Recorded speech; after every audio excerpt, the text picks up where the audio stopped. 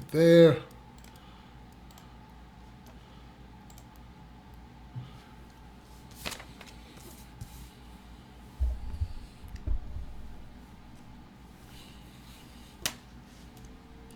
Let's do it.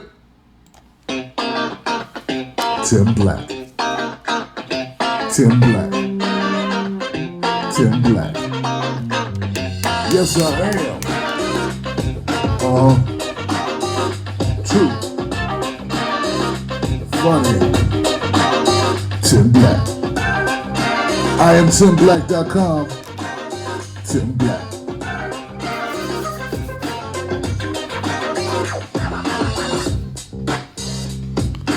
That was an ode to Johnny Carson. Johnny Carson used to come out and he'd do that little, I think it was a golf swing. I don't play golf. I don't play baseball either, but it just felt more natural, acting like I was hitting the ball out the park. Okay, guys, my name is Tim Black. Welcome to the Tim Black at Night show. I want to welcome you all here. I'm glad you could attend. Last night we did the show on the militia, on the standoff that's going on in Oregon. And it was such a captivating show. We had a number of new people come and witness the show and enjoyed it. And considering that it's still ongoing and that there is a lot of different takes on the whole issue, everyone sees it a different way. It's not a monotone situation. People have varying opinions about it. I thought it'd be great to go over here and extend last night's show and let's go ahead and continue the conversation in light of new information, in light of new analogies, and based on the feedback from my viewers. And some things I've noticed since yesterday. There's such a big disconnection between mainstream media, meaning what we see on TV, the attitudes of black people in general, because there are some of the most cutting criticism that I received from my videos on this story came from black folks, not white folks. And we're going to get into that, okay? And, we're going to get into that. Plus, it's just a lot more dialogue, a lot of feedback. And instead of me, instead of getting upset about it, let's talk about it, let's address it, and let's look at this as an opportunity to learn something from it. Let's make this a learning moment for everyone. Let's take this information, let's take this opportunity to say, hey, you know what? What am I seeing that other people aren't seeing, and vice versa? So we should all have an open mind, right? Open mind, at least to hear people out. And hopefully tonight I'll have some of my militia supporters. Don't get me wrong, I had some Second Amendment guys call up yesterday. They called in, but I mean, people have been telling me, Tim, you need to come to Oregon. You need to find out how inclusive they are and how this is a good thing. And you need to be a part of it, not against it. You need not be talking about the colors of people that are here and inequity. You need to be talking about what they're trying to accomplish and how that's an American thing. And you are operating right now in some warped thinking. So I want to entertain some of those ideas, suggestions, and see what we can get out of it. Also, I want to make sure that people know that where I stand on all these issues and the value of having a voice that's unrelenting. I will not be swayed. I will not be cajoled. I will not be pushed. I will not be stopped. You feel me? So if you are a fan of what I do, believe me, man, you ain't got to worry about me. They can talk about me, man. I got no problems with that. When you stand up for something, people are going to criticize you. But that doesn't mean we don't have a dialogue. So there's a difference, right? There's a difference between folding under the pressure and changing everything like, oh no, people are mad at me. I might not get 20 cents for their viewership. But it's more of a thing where, you just feel the social pressure of people pushing back on you. And you know what? That's good because I'm giving them something to push on. You see what I'm saying? I'm giving them something to push against as well. So in order for them to be pissed off at me, they had to listen. And if they listened, maybe it didn't change their opinion today. But maybe tomorrow they'll hear something in a different way, a slightly different tonality. Someone will hit on a different point, and it'll start clicking. You know? So you can't always look for the information to hit the person like it's like the clouds opened. You know, like so sometimes we get selfish, right? We want what we say to change people's lives. I consider myself a form of activist, and it's part of it, man. You get a joy. It's an empowering thing to feel like you actually help people, right? Thing is, you can get drunk off it. And when you're out there helping people, if they don't immediately like reciprocate the love, if they don't feel it, you like it bothers you. Like why are you rejecting this medicine I'm giving you? Why are you rejecting this good stuff I'm giving you? And then you get upset. You can't do that, man. Because sometimes people need information and then it needs to ruminate. You know?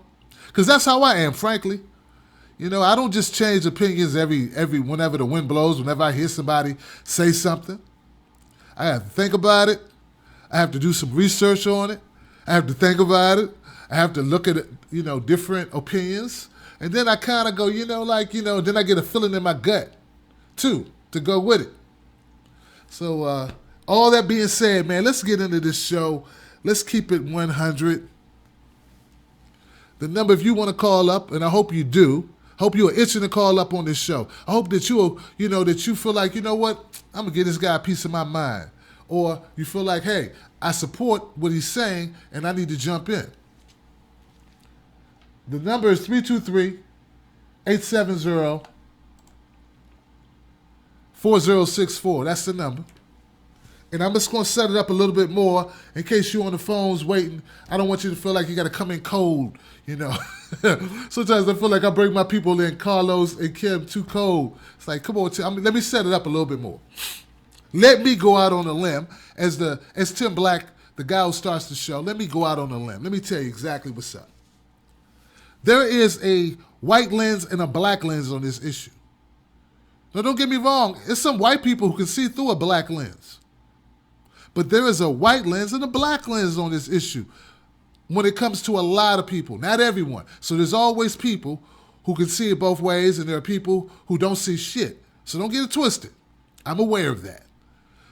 But what I'm noticing, like the woman who criticized me on one of the forums, I think it was the Truth Warriors forum.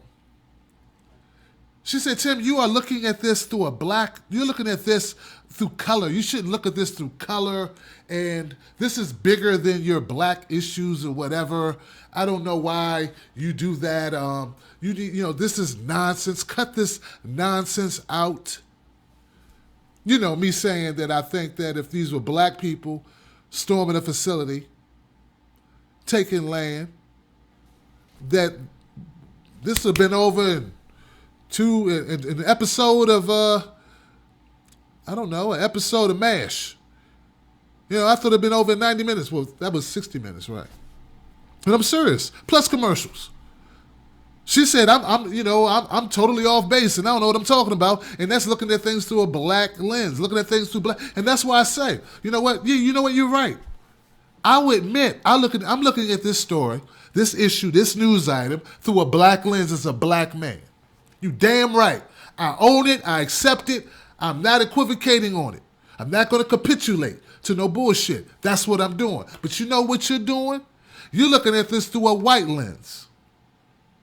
And the problem is you're such a white supremacist, you don't even know it. You don't even realize you're looking at it through a white lens. Because to you, it's the default lens. Y'all understand what I'm saying here?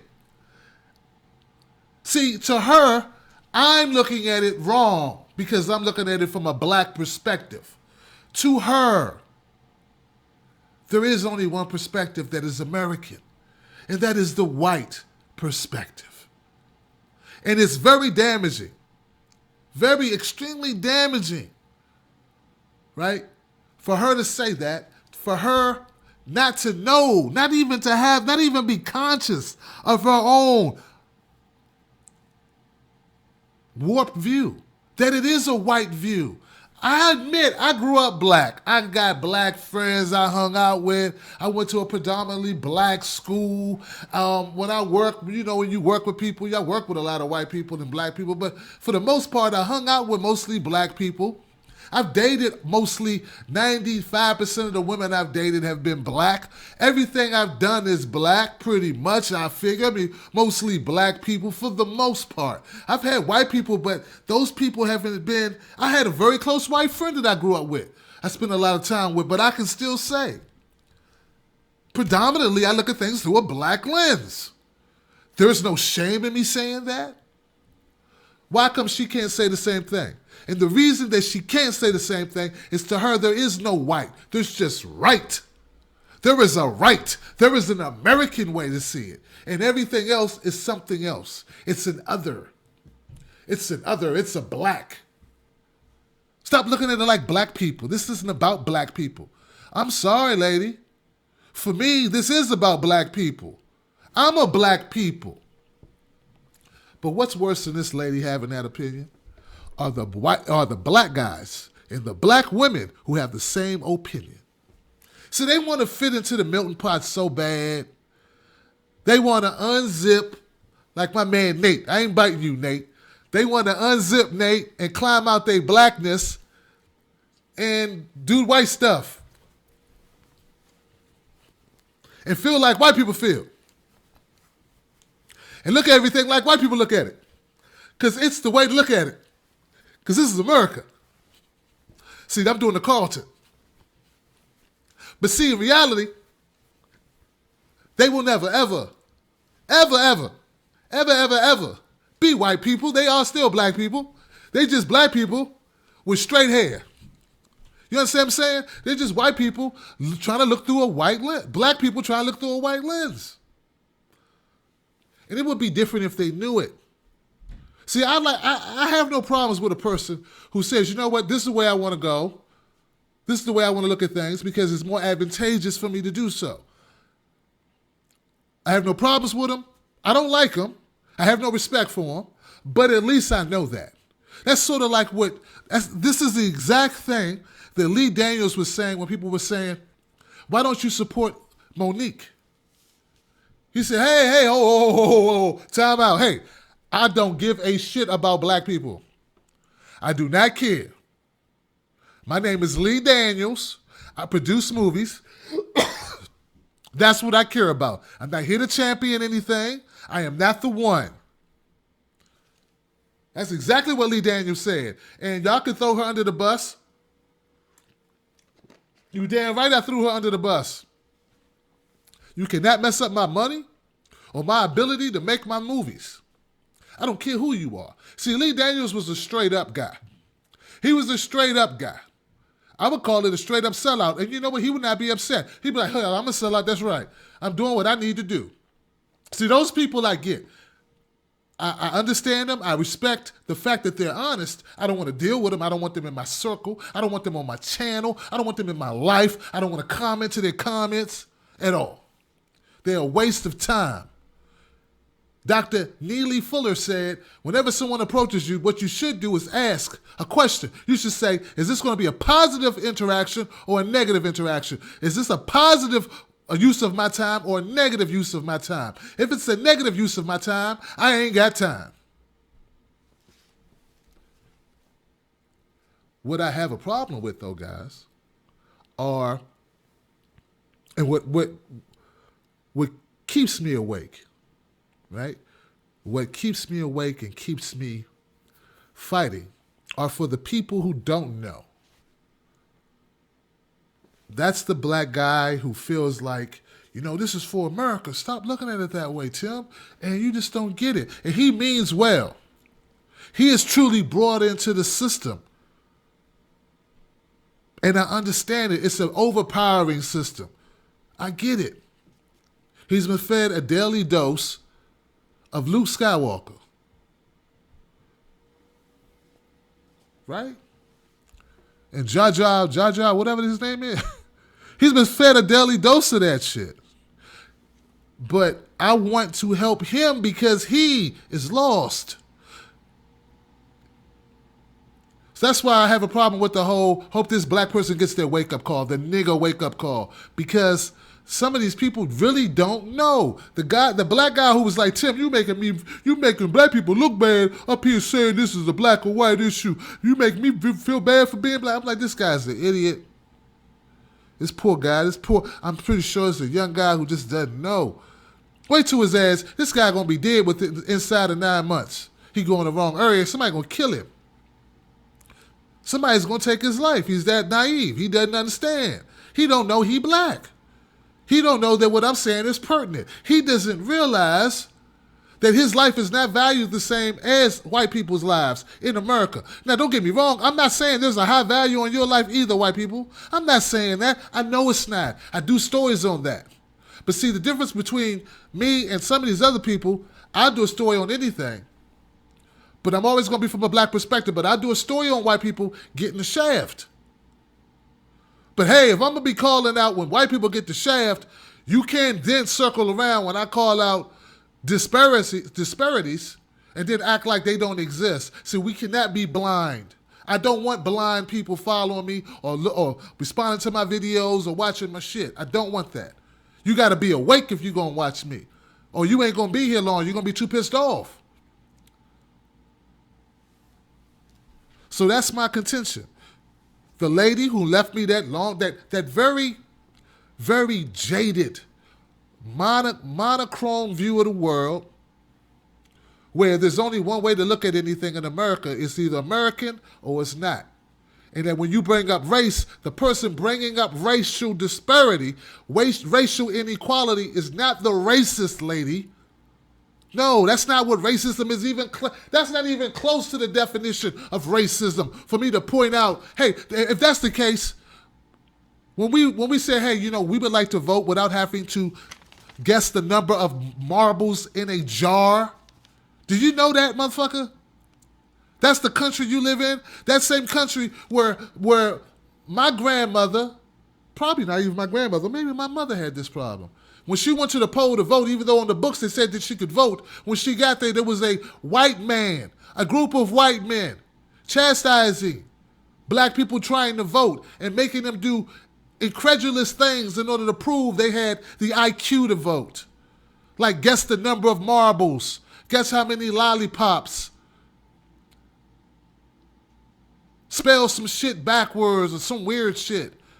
What's 4,500 divided by 22 times 16 carry the whatever. Do you realize that? No, you probably don't. Okay, but that same country is the country we live in, and for you to act like you don't understand that there are cops who are biased, that we live in a biased system, that our government is biased, even though on the books we were... do you know anything about history? So that's the concept. I don't think that woman, that white lady who thought that she was educating me, her name is Amy, I don't think Amy understands it all.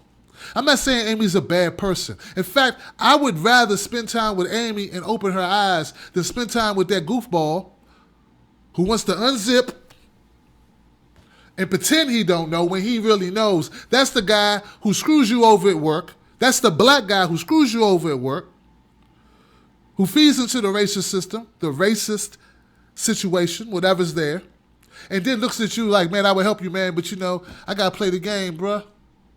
See, I've worked with that guy. I hate that guy.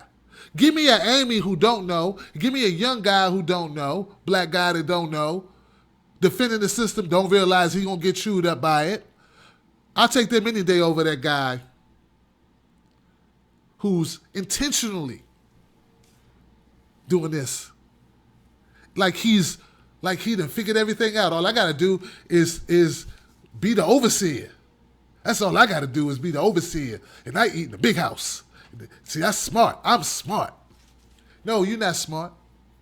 The only thing worse than that guy is the white guy running the system, who benefits from the system, who enjoys the system, who upholds the system, and is part of the whipping party. That's really what a cracker is, That's that guy. That guy on that horse actually hitting you. And some of the people on my videos were cracking that whip last night. So this show is for you. You whip cracker.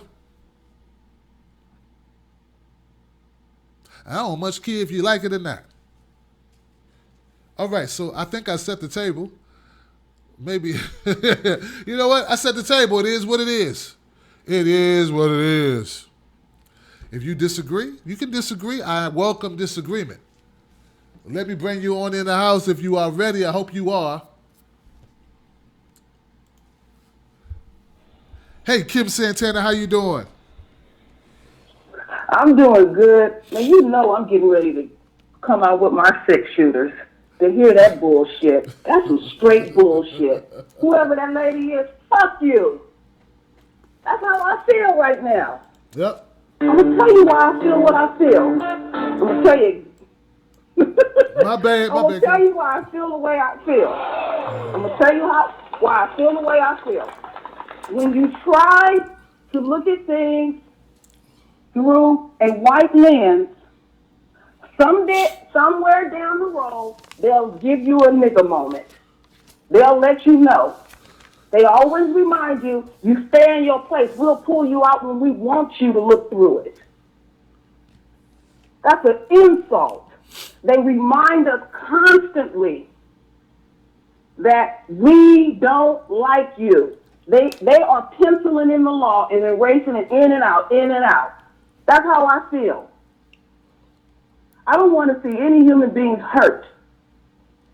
But in this country, there is so much injustice, and then you're going to tell somebody to look at it the other way?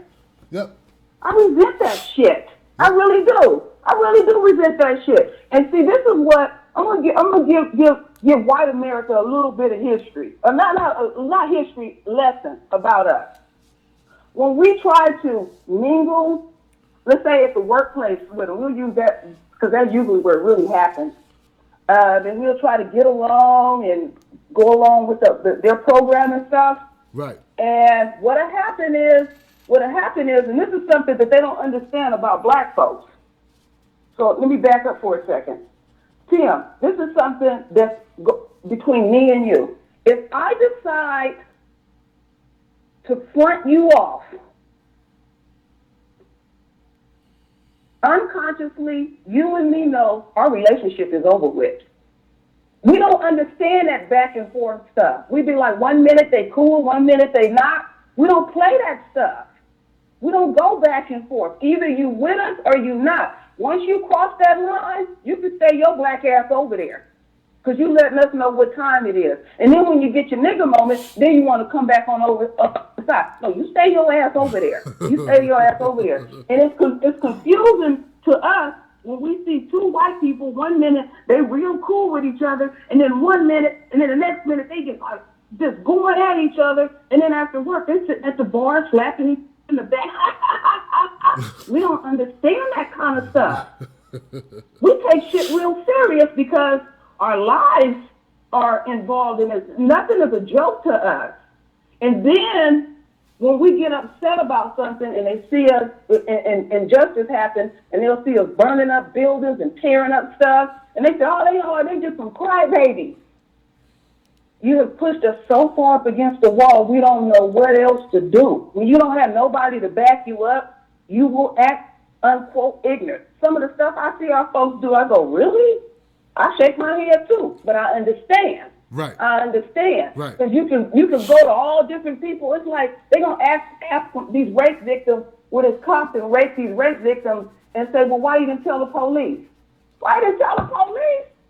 You're not going to help us. That's a joke. They always say we're lying. Right. Now that the lens is on everybody, everybody's dirty laundry is coming out. And that's what I really love about this and stuff. It's like, no, it's not what, no. See, it's not what you really see. See, it's this and it's that. Now they're going to try to make us look at it in a different lens. I understand how those people feel up in Oregon, but then I can put it on the other side. They ain't nothing but some crybaby ass motherfucking bitches. That's what they say about us, so I can say it about them. We can both go back and forth with this bullshit. Yep. If we want to look at it like that, yes, we are some of the biggest sympathizers you can get. But then there's this energy. It's like, oh yeah, whatever. You can sympathize with us for a bit, but we'll have no problem pissing on you at the same time. That makes you back up off of people, and we don't learn. We have a soft heart because we understand people's pain. Yep. We really do.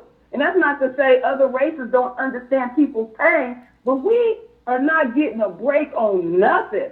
A 12-year-old child gets killed, and you're going to sit up and have a press conference on why you're not going to do anything. Stop insulting our intelligence. We are not stupid at all. So there's, so you're going to tell us, oh, don't look at it in that lens? Yep. You putting the lens in our face every day. Yep. We can't help but look at it in that lens and stuff. It's just crazy.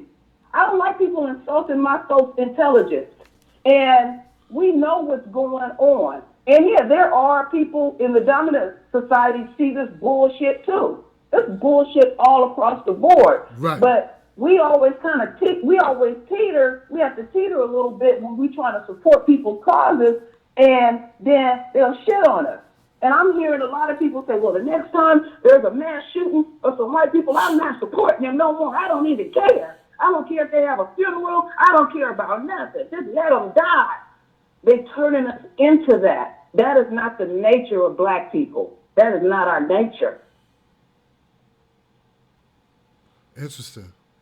I digress. Yeah. I digress. That's a lot, man. That's a lot. I made some notes, man, but I wanna keep it moving. But hey, look, Kim. Hey, look, give it up for Kim, y'all. I'm gonna leave it there, and I'm gonna come back. I'm gonna let other people chime in. I don't want to dominate too much. Thank you, Kim. I love the passion, lady. Give it up for Kim, y'all. Definitely. Y'all know me. I can talk. I want to let the callers have their say. I'll come back later and speak. I'll just make notes. Unless they ask me a question, you know? All right. Hey, what's up, Los? How you doing, man? Oh, man, I'm doing good, man. How you doing? Hey, man, I'm looking at this issue and I'm dealing with the fallout from it. I figured, hey, we picked the story up where we left it yesterday in regards to Oregon because it's still going on, so why not talk about it? Man, I didn't get to catch the show yesterday, but I have caught the issue with the little Oregon thing. And, right. Man, Kim, she touched on a lot of points. And right. It's like she was kicking that shit to keep it real. Yep. I mean, because there is a difference. I mean, I see it every day. It's like they do shows and they show these different things. White people are still oblivious to this reality. And when they talk about this, it's not black or white. It's just human beings. Get out of here with that bullshit. Like, you're not being truthful with yourself. Right. Even if you really feel that way, you know that the people that you deal, a lot of the people you may deal with, don't feel that way. I mean, like, I see it every day. Like, I deal with it in my relationship, even though I know that my girl is not racist, like, wholeheartedly love me, would do anything for me. I understand that there's going to be certain views that we're not going to align on because she has a white view on it. And, it's like I try to give her the middle. Like, yeah, we was talking this morning. And I'm like, the problem with a lot of people is, you can call it black or white or gray and black, whatever, but it's usually never completely right on the left and it's never completely right on the right side. Right. I try to grab, facts from both sides. And that's why I don't commit to being a Christian and doing because everything within that I don't agree with. So I don't want to commit to that. But a lot of people, they feel like they need to commit to whether they're a Democrat or Republican or greenhouse, whatever. No, nothing's never 100% right.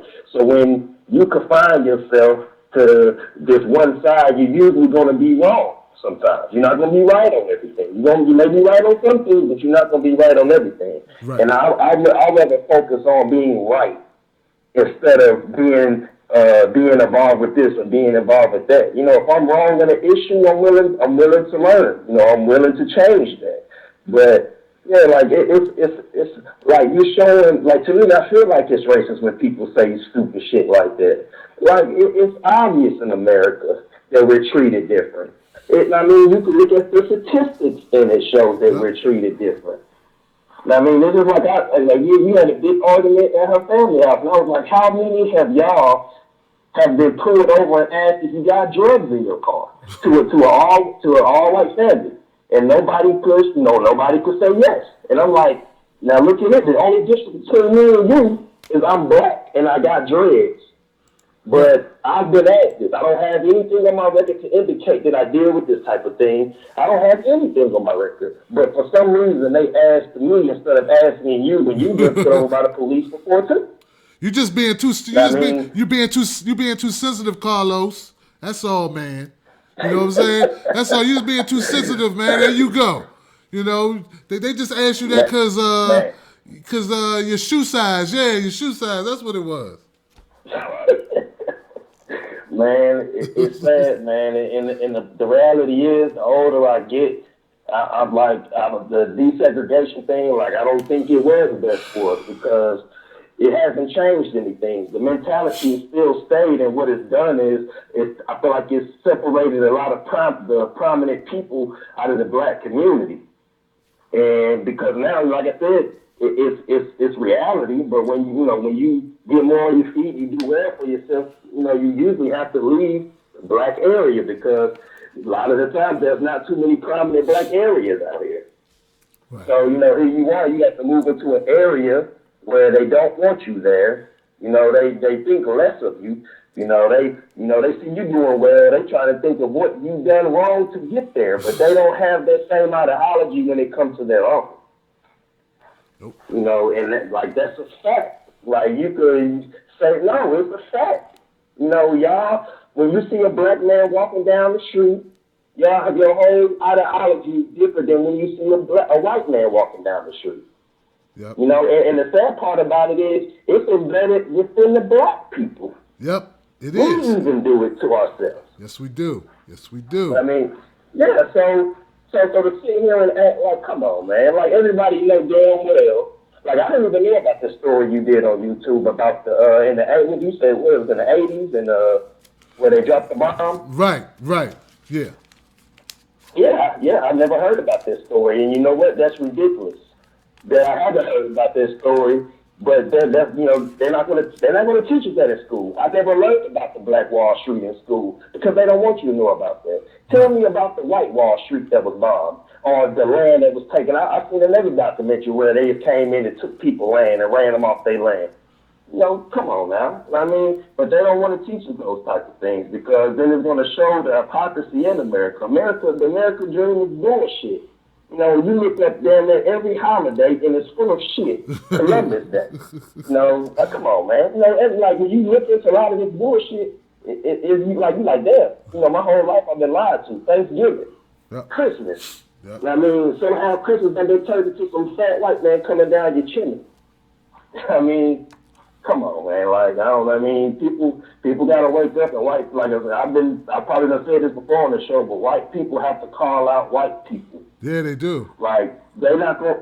When they hear from us, like you said, they go, "You a crybaby, y'all shut up."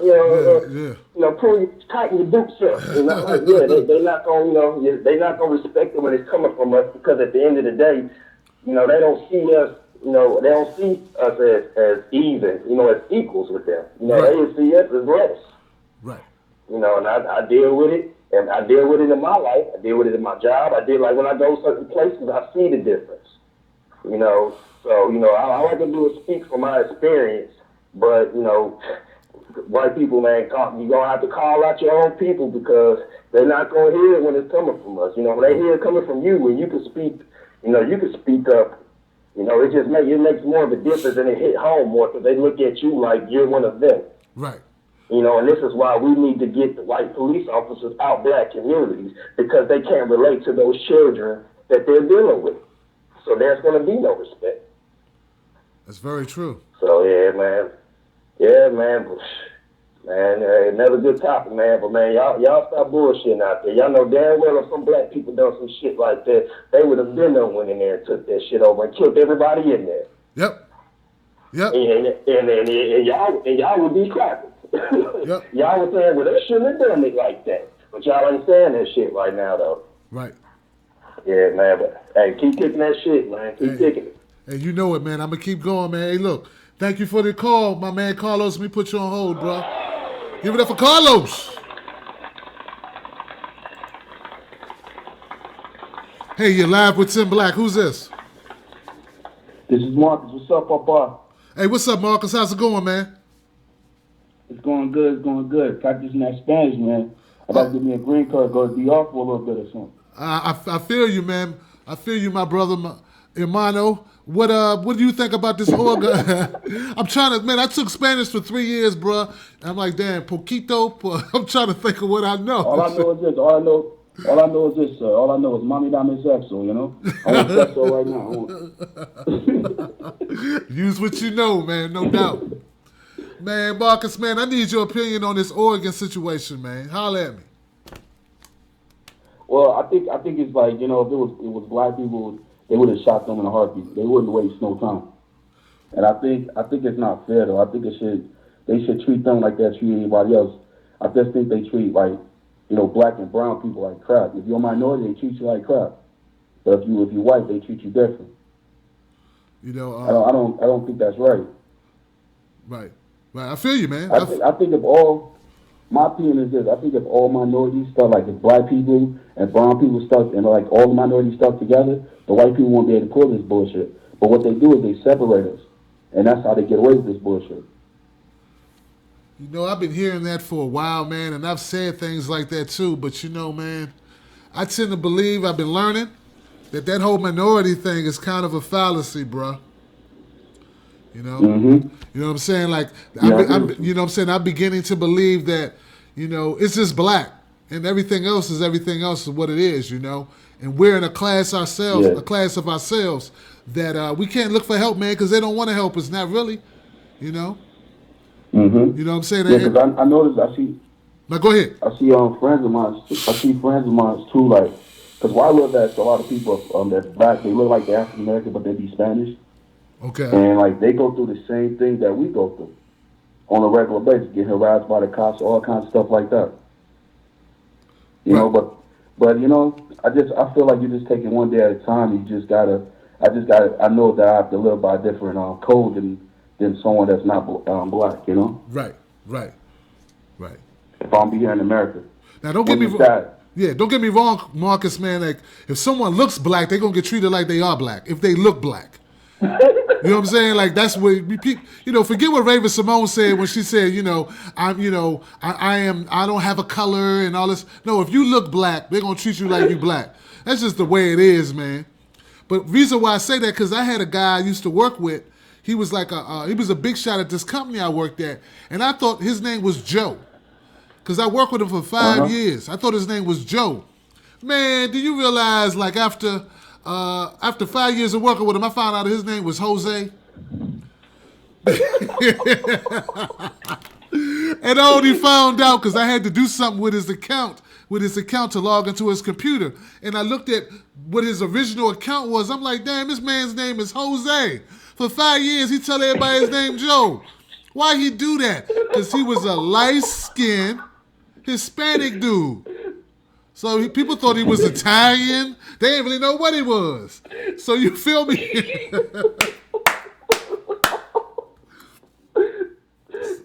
So Joe was passing Marcus the whole time. You know, and a lot of Latino people pass, man. You know, they pass for white, they let it go. They keep it flowing. You know? I see what you're saying. Yeah. It was this one guy I used to work with. He was I thought he was white, but he was Mexican the whole time. Right. So he got treated like he was white. Yeah. Yeah, he got treated like he was, but then he'd come on the low and say, I can sympathize with you, brother.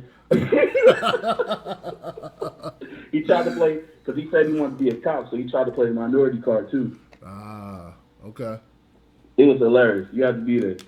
It's funny, man. It's funny, but it's not funny, but it's funny. It's one of them things that's funny, but it's not funny. You know? Yeah, it's not. It's funny, but but it's not funny. But I get what you're saying on the show, and I had to call in because it's a serious matter. But I appreciate you talking about this topic because it bothers me too, also. So, and it seems like it bothers a lot of other people too, which is a good thing because in the future we work together and people listen to this, Right. all different people. Right. Maybe they can change things for the better in the future. Right. Exactly, man. We gotta have a dialogue, man. But look, man, thank you for your Yeah. call, Marcus, man. I appreciate it. What state you in? I'm in Rhode Island, Providence. Rhode Island. Okay, that's what you called in the other day, man. All right, fam. Yeah, No doubt, All right, man. stay up, man. You too, bro. Give it up for my man Marcus from Rhode Island, man. I knew that was familiar, man.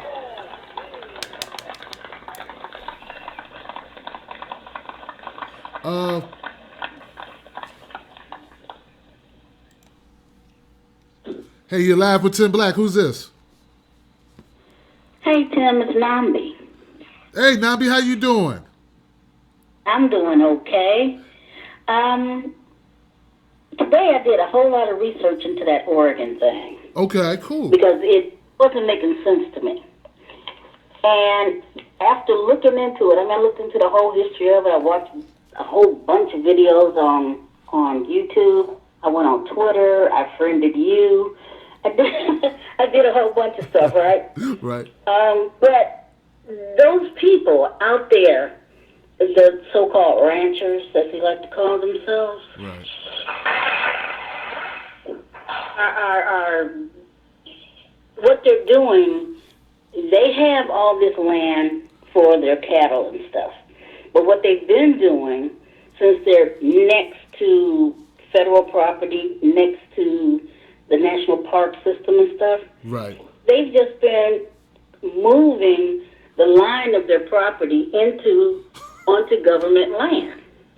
Okay? And they've been using that land.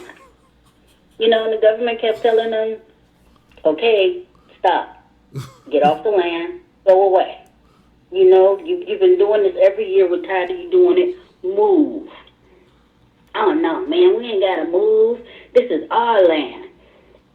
So, according to the ranchers, they said they were trying to do a controlled burn to prepare the land for the next year.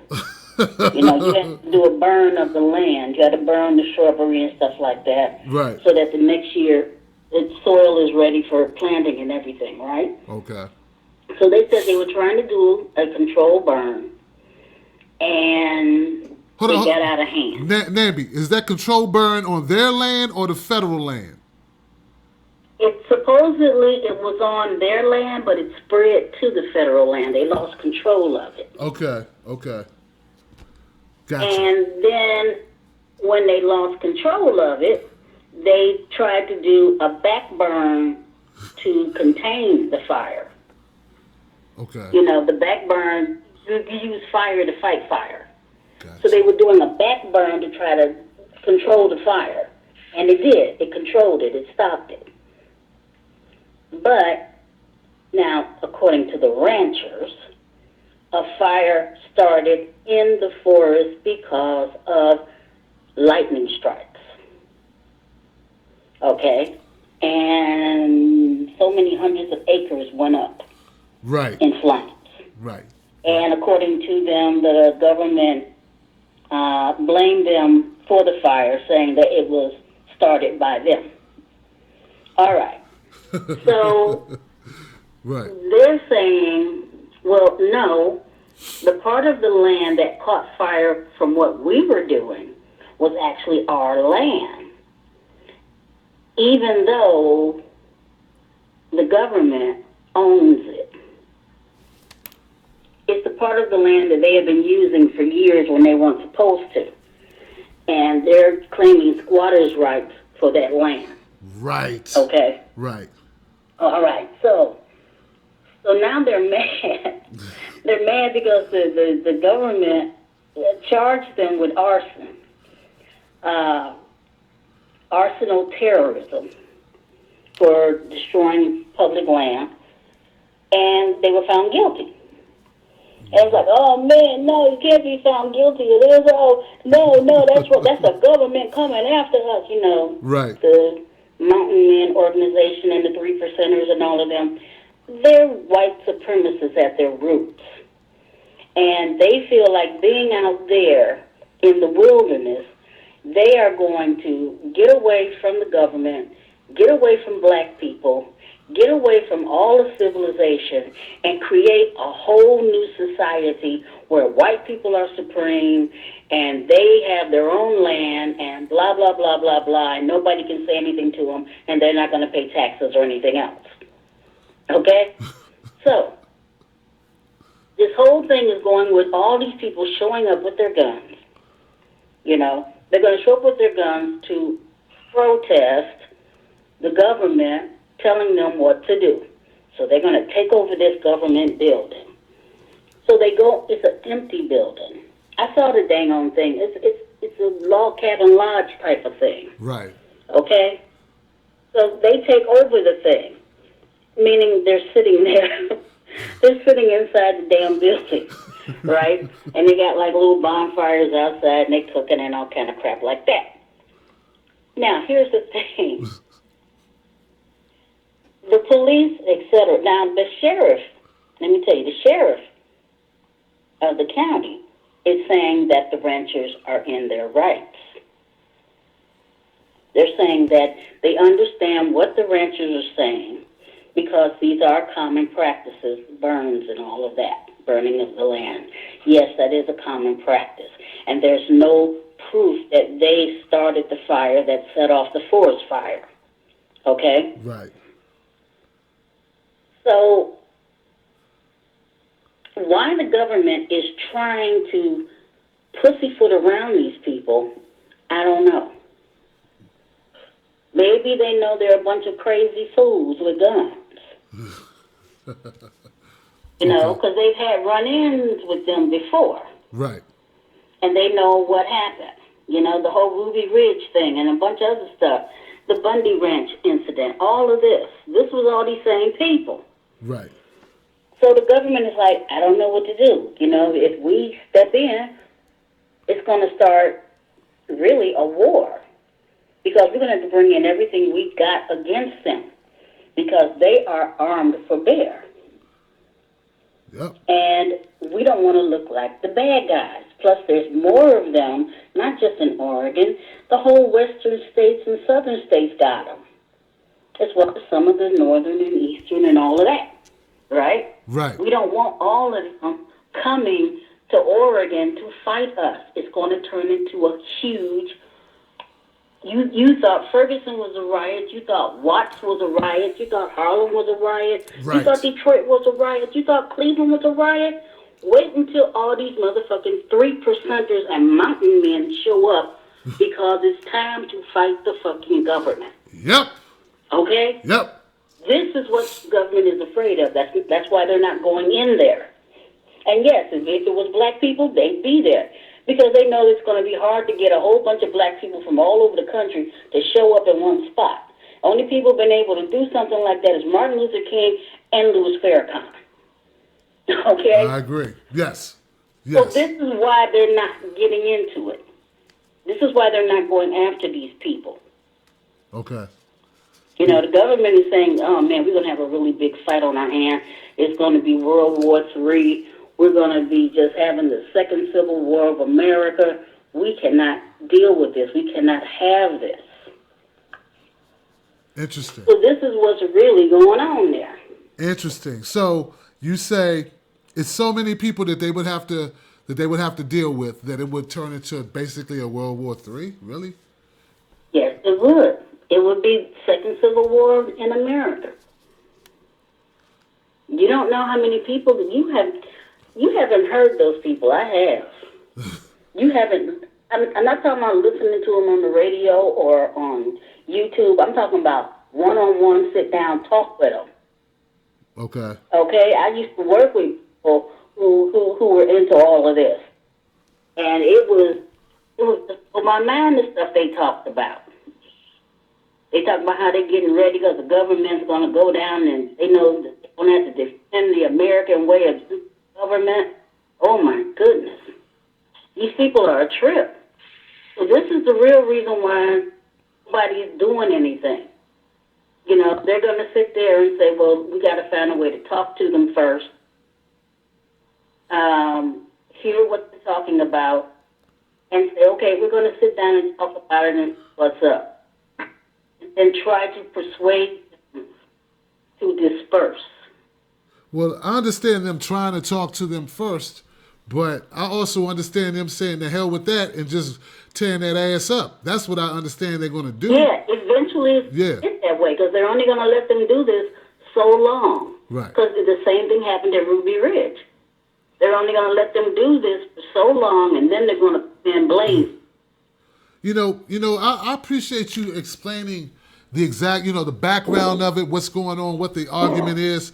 I mean, I'm still trying to figure out, and maybe I'm wrong, man, but I'm still trying to figure out, Nambi, how somebody could claim land they didn't pay for in America where all the land is claimed. I didn't know America had land. I agree. That you could just say, hey, this is my totally shit. Agree with you. So I would like to know, since Nambi, I caught a lot of grief about my stance on this yesterday. And my thing is this. Well, then won't some of these guys come help me claim some property here in Maryland for me and my people? Yes. For me and my people, since it's the Right, American. I feel the same You know what I'm way. saying? Because I would like to make my crib a little bit bigger. You feel me? And it's not being used. It's just sitting there. Why shouldn't I be able to just go squat and take the shit? I mean, come on, man. This is ridiculous. Wow. What's I up, totally Carter? agree with you. What's up, Carter? It's crazy. I mean, hey Carter, have you folks seen any property where you're at, that you would like to own? I mean, if we roll in like that, I'm sure there's some nice property you could pick out that hasn't been developed yet that you might want to lay claim to. What about you, Meerkat? Any land out there, Meerkat people? Any land you guys want to take? I mean, come on, man. Look, man, this only further shows what white privilege is, man. Oh, my God. That's right. That's some white privilege for you, boy. That's some white privilege. Let me tell you. Go ahead, lady. When I was looking at everything that was going on, it put me in mind of Dr. York and his group in Georgia. Okay. Where they had 400 acres of land and the government wanted their property. Wanted that land. And York had been able to obtain the land before the sheriff and the district attorney and a bunch of other people who had gotten together wanted to buy the land for business purposes. There was oil on the land, they thought. But York and his people got it first. So they went after York, his people, Okay. to get the land. That was the whole thing. There was oil on that property. Oil on that property. Oil on the property. Very That was the whole thing. Originally the American settlers, I don't know what you call them, the Pilgrims or whatever, they were trying to entice people to come to the U.S., come to the Americas, and they said, hey, if you come to America, we'll give you X amount of acres of land, X amount of acres, you can have it, because they wanted people to help them. They wanted people to help them settle America, because there was a lot of it was just land. And it was just people and just Native Americans or indigenous people here. Yeah, forests everywhere. Forests everywhere. So they needed more people to help make it safe. But hey, we didn't get that opportunity as black folks. We were brought here as slaves. We weren't given any land. We weren't given land when we were freed. So if they're going to claim land for someone and they are not white supremacists, won't they claim it for us since we've never been given land in the U.S.? I heard that. We're the only immigrants never given land in the U.S. Won't they do that for us? I mean, since they're not racist, since I got a bunch of assholes in my damn comment section telling me I'm not thinking like an American, and these people mean well, and they're good for black people. They're good for black people. I could go join them if I want to. Get the fuck He off. did. Trying to get me lynched. You can go join them, Tim Black. They'd welcome you. Yeah, uh-huh. Oh my God. As a beast of Yeah, burden, as a beast they of would burden. welcome you as the one to work the land and shit. Right, right, right, They wouldn't welcome you as a brother. right. They would, if you had some kind of skill they could utilize, oh yeah, you're a friend of ours, but Right. not really. Exactly. Well, I tell you, man, this is crazy. But I'm glad you gave that background on the story because I know a lot of people did not know it. I heard pieces, but I did not take time to go through like you, Nami. You a researcher. Yeah. Yeah, I'm saying you're a researcher. We need you. You know what I'm saying? She got to the bottom of that. Thank you, Nambi. I appreciate you. Mm-hmm.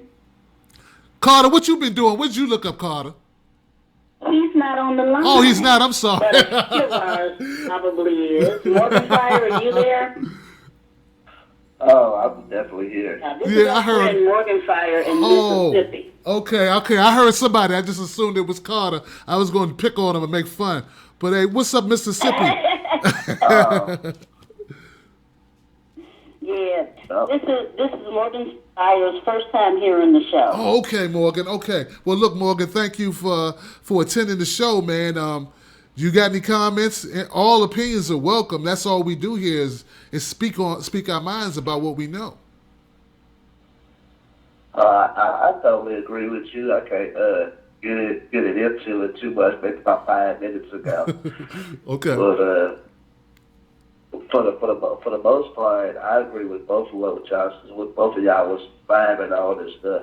Right. But you have to understand that that particular group have been doing this stuff ever since they come into power in the world. Right. They felt like they go take over stuff, do whatever they want to do. Right. And I feel like maybe we could adapt some of that mentality just a little bit. You know what? You know what, Morgan? You just hit on. There's like a fear somewhere down the line. Right. You just hit on a very important point, man. You know that when you say that it has something to do with the mentality that they feel like that it belongs to them. You know what I mean? That's where that whole Christian thing comes in. We say the God, Lord gave us this. Lord gave us dominion over all things. And they mean people too. And then they just say, well, these people are not people. These people are what? These people are animals. These people are subhumans. You feel me? Mm-hmm. You know what I'm saying? You feel where I'm going, right? Exactly. You know, so when the media is the media is sanitizing this story for us. They're not really talking about the mentality of these people who feel like they have a right to do whatever the hell they want to do.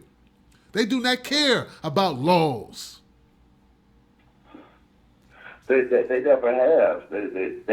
When they got tired of dealing with their own laws, they went on and took over somewhere else and said, well, just like the situation that's going up there on in Oregon, same thing. Right. Like they go out and do what they want to do. Yep. However they want to do it, they really don't care. And if you challenge them, there's going to be a war. It's going to be a That's war. right. That's exactly what. There's going to be a war. Now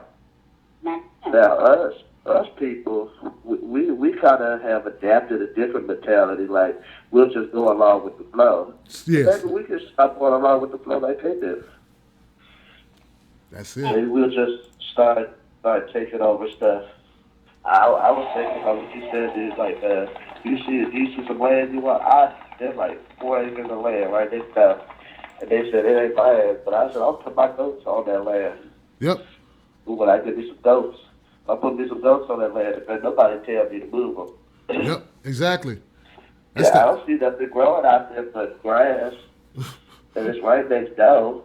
Yep. Like it's not next door; it's connected to the property I live on. So if I felt like it, I could put my goats out there. I've seen a few people here in Mississippi do stuff like that. The property line is here, but they'll kind of expand it a little bit. Right. You kind of get that freedom when you live so far out of the country like I do. Right. Okay. And you know what? It makes sense, You kind of man. get that freedom. Makes sense, man. Hey, well, I said that makes sense, man. I didn't look at it that way. When you live out in a rural location like that, I've been living in the city and in the suburbs. You move your property line, you on top of somebody else's property line. You better be ready to fight, because ain't nobody gonna have you on top of their property line. Exactly. But yeah, it's a different world when you live somewhere where it's open spaces.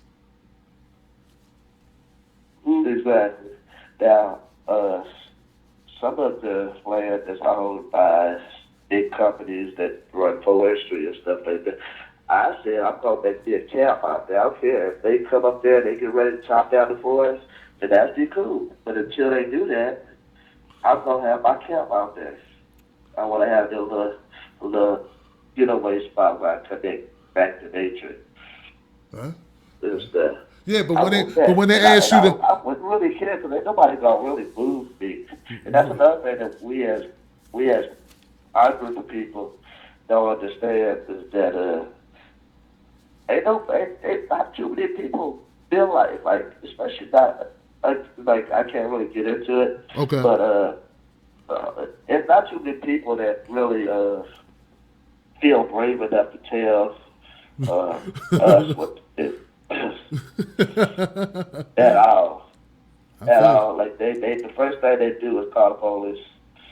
Yeah, that's true. And the police really can't do nothing either, because the first thing they gonna do is try to arrest you for breaking the law. They ain't gonna come out and talk to you like they do them. They come talk to them. They just gonna arrest you. They say, well, you're breaking the law. This is what it is. They don't try to, like down here, they don't try to force nobody. Cause like I tell you, and then I'll be touched on this before. In the South, in certain parts of the Midwest, people do not play. Mm-hmm. When you talk about we are ready to arms, we are ready. and I get tired of folks that, like, especially our people talk about, oh no, well, these gun laws, these boisterous and stuff like that. I own guns, and I'm gonna keep owning them. Because if they come over to my land and try to take over stuff, I'm gonna show them what the business is. I heard that, man. I'm gonna show them what the business is. I don't feel the need to be subservient. Submissive. Yeah, subservient or submissive or any of that. Hey, look, Morgan and Nabi, thank you so much for your calls, man. You added to the discussion in a way I couldn't have done without you. I mean, really. I mean, the information you bring is invaluable, so I appreciate you. You know what I'm saying? Thank you, Tim, for you tell Carter next time you talk to him, call me. Give it up for my people, y'all. Give it up for my people, man. All right now. Hey, folks. Hey, look. Hey, perspectives. Perspectives that I can't just bring it all. We got people who have. Nabi did a great. Hold on, let me give a little bit more love to Nabi for that research. Nabi, thank you for that research, lady. Thank you. Thank you so much. I appreciate you. And that's what I was hoping someone would do. I was hoping it would be an actual rancher or someone that, because I mean the show is on YouTube. Anybody can see the show's going on. But Nabi just provided a context for what's happening. Okay, so I'm not saying to change my opinion, but now it gives me a little structure. So you out there, you live in this location. There's no fences. You just kind of say, well, you know what? I'm gonna go over here and use that shit over there for my animals and do what I want to do because ain't nobody over there. And the government says no, you don't own that. But here's my point. I'm gonna say it again. I said it earlier. To the people that were giving me a hard time, saying I don't know how great these people are, how nice these people are, how patriotic these people are. Look, they're patriotic to themselves. They do not care about black folks. Fool. All right? The American Constitution, the Constitution was not written for you. All right? You are 3/5 a man. All right? So I don't know. I can't speak for every person that's out there in Oregon and what they're doing. I just know until 1926, black people were not even allowed to live in Oregon. That I know. That you can look up. All right? Sounds to me like it's a bunch of white privilege going on. Where people just think, well, this is my country, and my daddy and this and that, this and that, this and that, my daddy, and this my land, and I don't have to listen to nothing, and all that type of talk. But I agree with Morgan. Maybe black folks need to have the same attitude instead of being subservient, instead of being pliable, and being very easily be able to be told. The reason why we are not, because we know we can be slotted down. That's the whole point. That's what I've been trying to say. And I don't know why there's some white people who don't understand that concept. We've demonstrated it a million times. Well, black people do this and white people do that. Dude, how many pictures have I seen of black people being lynched? How many pictures have you seen of white people being lynched by black people? Did you see the crowds at the lynchings? They're having a picnic. That means they would pick a black person to lynch. Where did those people go? Did they all dissolve because laws got passed? Did the mentality change of the people because somebody who live in D.C. put some shit on a paper? You're not being realistic. So what does this have to do with it? What it has to do with is these people, if those people in Oregon, once again, were black folks, wouldn't be a whole lot of talking to their ass. But see, black folks know that. That's why they would not do that. And I'm not condoning black people burning down their own city. But like I said before in other shows, that is an expression of anger, an expression of frustration. Do you know in Ferguson, prior to what happened with Mike Brown, did you know there was a black man who we feel was wrongly arrested in Ferguson? They handcuffed him back at the station. He was handcuffed. They beat the hell out this man. And then they charged him with bleeding on them. And they won. I'll repeat that. There's a man in Ferguson that predated the riots in Ferguson that everyone loves to talk about. I keep telling people it didn't just start with Mike Brown. There was a man who got his ass kicked, wrongly arrested. He got kicked some more. They took him to the station. He was handcuffed. They beat him some more. And at the end of the day, they charged him with resisting arrest and bleeding on them, getting their clothes and their car dirty, and made him pay restitution for the blood they made come out his body onto them and onto the seats of the damn car. There were problems in Ferguson that created animosity and frustration.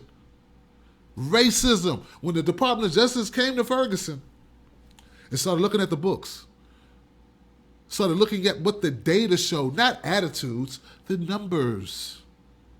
They could see trends of racial profiling, of discrimination in policing, complaints unanswered, unresponded to, of police brutality.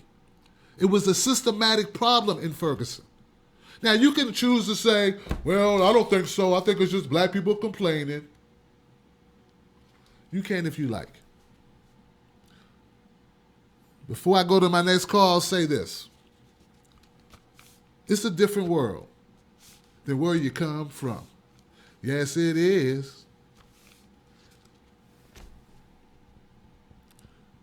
I've seen clips of white folks riding over football games and hockey games and baseball games. Same shit.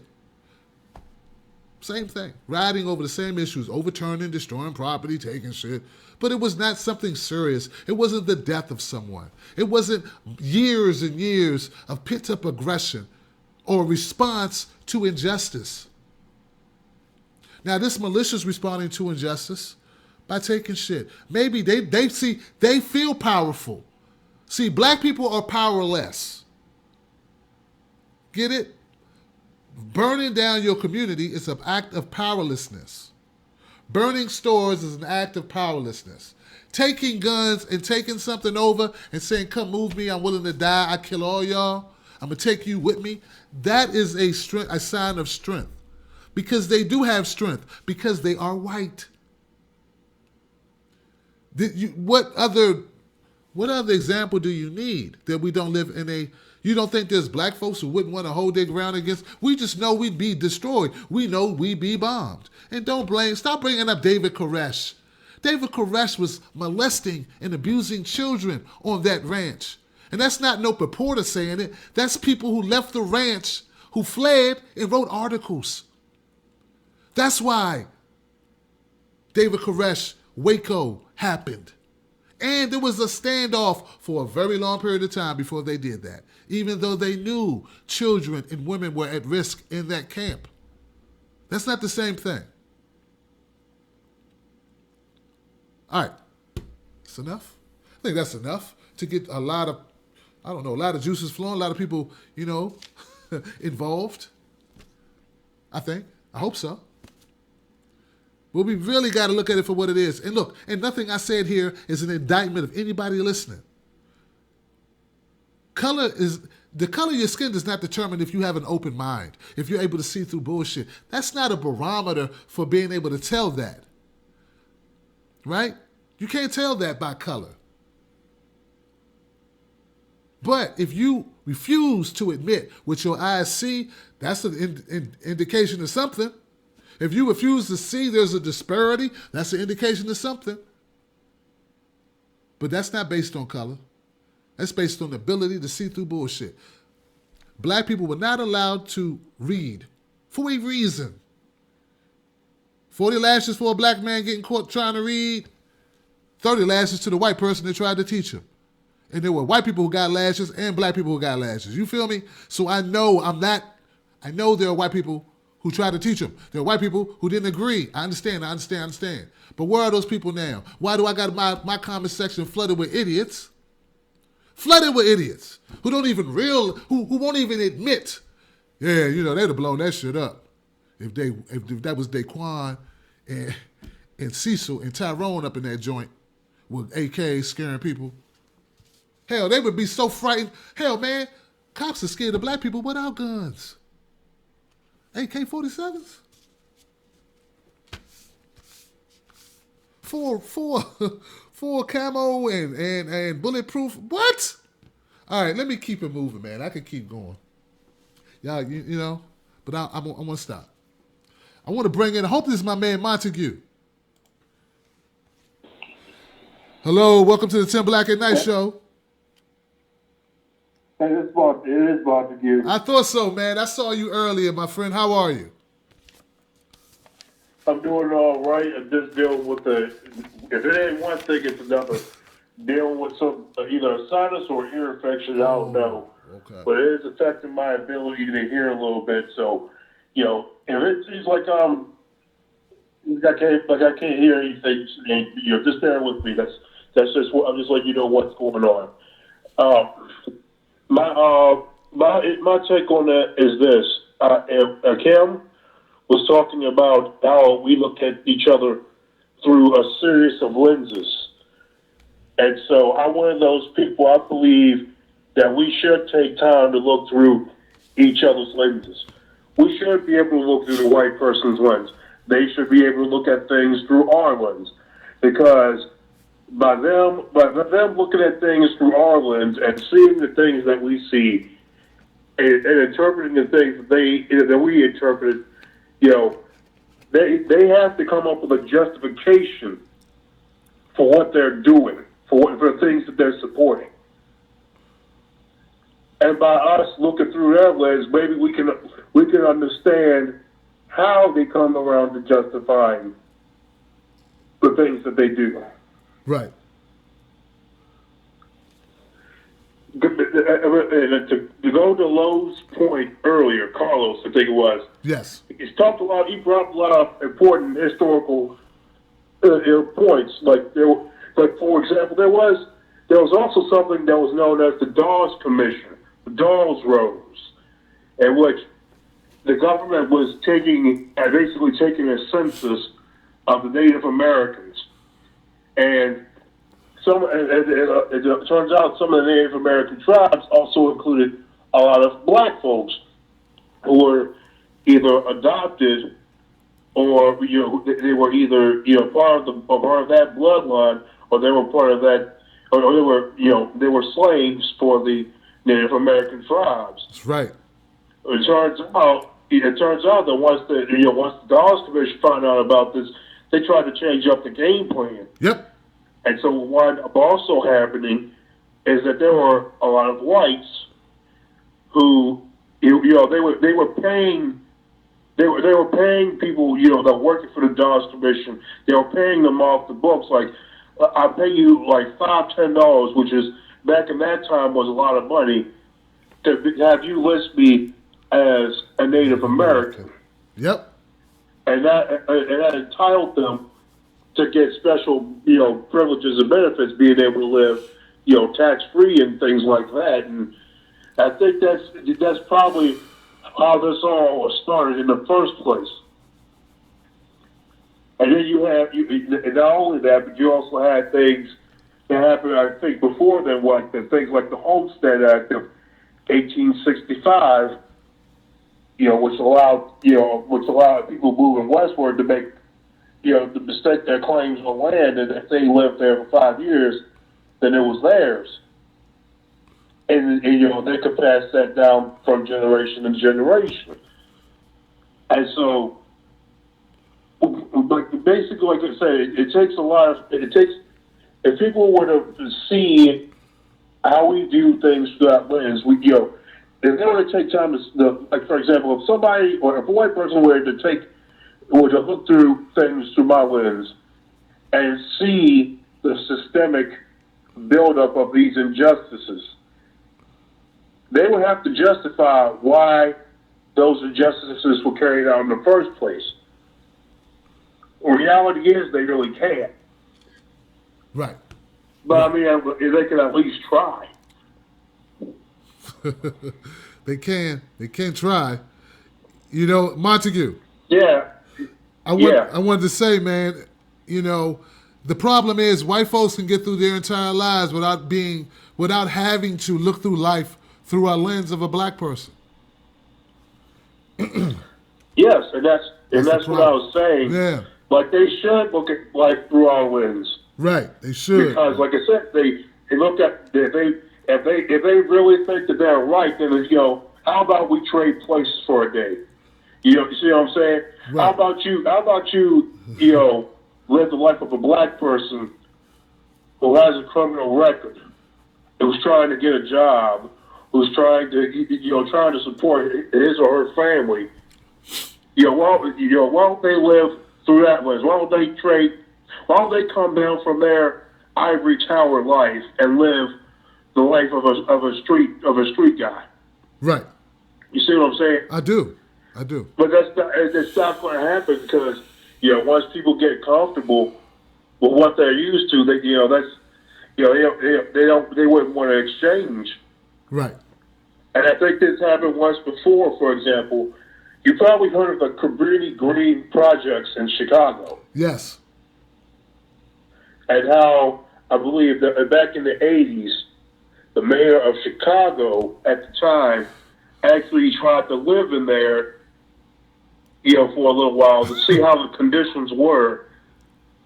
You know, then they wound up having to put up security fences, and she had to have a security detail because even she saw how the conditions were. Right. Right. And you know, I think that's what needs to happen across the spectrum. Like I said, let's trade places. Let me show you. Let me put you in my shoes and let me show you how I have to deal with things. Right. And I'm like this. Yes, there are some things that I think that, you know, in some ways are unfair to white folks. Like, for example, like we jump on them a lot for past grievances that, yes, they do benefit from. But I think what it is that we're not trying to make them feel bad with this white guilt shit. We're not trying to make them feel bad about, you know, that they did benefit from this, but we're trying to show them through our lens how it's affected us, and in hopes that, you know, perhaps they may seek to change that paradigm so that it's equitable for everybody. But I think we're not going to get anywhere if we can't. If we're that polarized to where we cannot look through see life through each other's eyes, right, and come to an understanding of, you know, of just exactly what we face. or what the person faces on the opposite side of the coin. Agreed. That's very true. But in order, but I decided, Montague, that I'm not going to alter my message to make people feel comfortable. I'm just not going to do that. And when situations come up, I'm not going to manufacture. And no need to do that. Right. I'm not going to manufacture a story in order to bring up the issue of race. But hell, man, this is a glaring. This is right here. So how can I not talk about it? These guys are protesting, and we had protests across the country. We see what happened to people protesting here, and it wasn't just black people who got, who faced, batons or issues. We saw reporters getting their asses kicked during these protests. So exactly. I believe there was a cameraman during the Ferguson protest. Right. There was a cameraman. And the cops came out, they were in full SWAT gear. They pointed guns at him, and the cameraman had his hands up. Yep. And all he was doing was trying to take photos, because he was reporting the story. Right. I'm not saying that you have to alter your message. I wouldn't alter my message. I know you wouldn't. Because exactly. Right. I know you wouldn't. I wouldn't want anybody to alter their message. Right. No. I wasn't referring to you. Yeah. Go ahead. No, I wasn't referring that's what you wanted. I was just elaborating on the conversation that I'm not going to make these people feel better because, look, man, if they don't hear it from me, some people will never hear it. Honestly, they just will never hear it. They're not going to hear it on MSNBC. They're not going to hear it on, what I'm saying, CNN, Fox News. Oh, come on, dude. They ain't going to never tell them the real deal. They're just going to continue. That's why we got a problem now. No one's making them listen to it. No, it's not that nobody's making them listen to it. It's because they're basically numb to anybody that's outside of their mainstream narrative. Okay. And who that narrative they're supposed to play to. You see, you got the people. In terms of Fox News crowd, they're going to report that. They're going to report about the Oregon militiamen. Those people, they're going to report about them favorably. Right.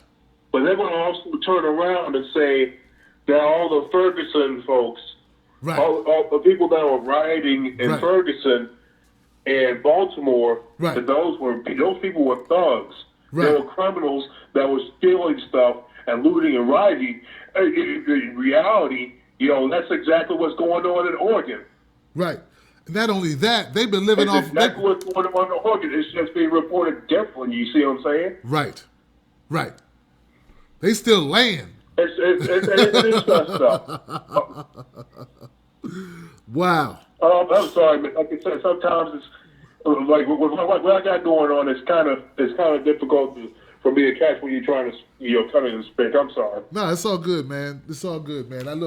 I appreciate you, man. I appreciate your comments. It gives me something to think about. Hopefully, it gives other people, the listeners, and my viewers, an opportunity to think about it as well.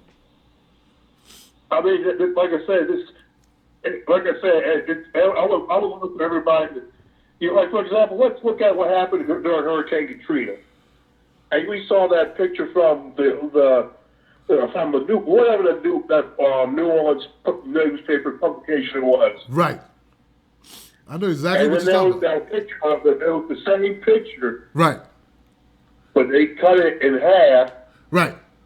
And they said that the white people were finding things while the black people were looting things. When in reality, it was the same picture. It was the same picture. People coming out of the same store, with food items that, so they can have something to eat. Right. And see, in terms of Oregon. Because I know I'm flim-flamming through a lot of stuff. But in terms of Oregon, I think it recently came out that they are now asking people for snacks. They're asking people to send snacks, to send money, care packages, whatever.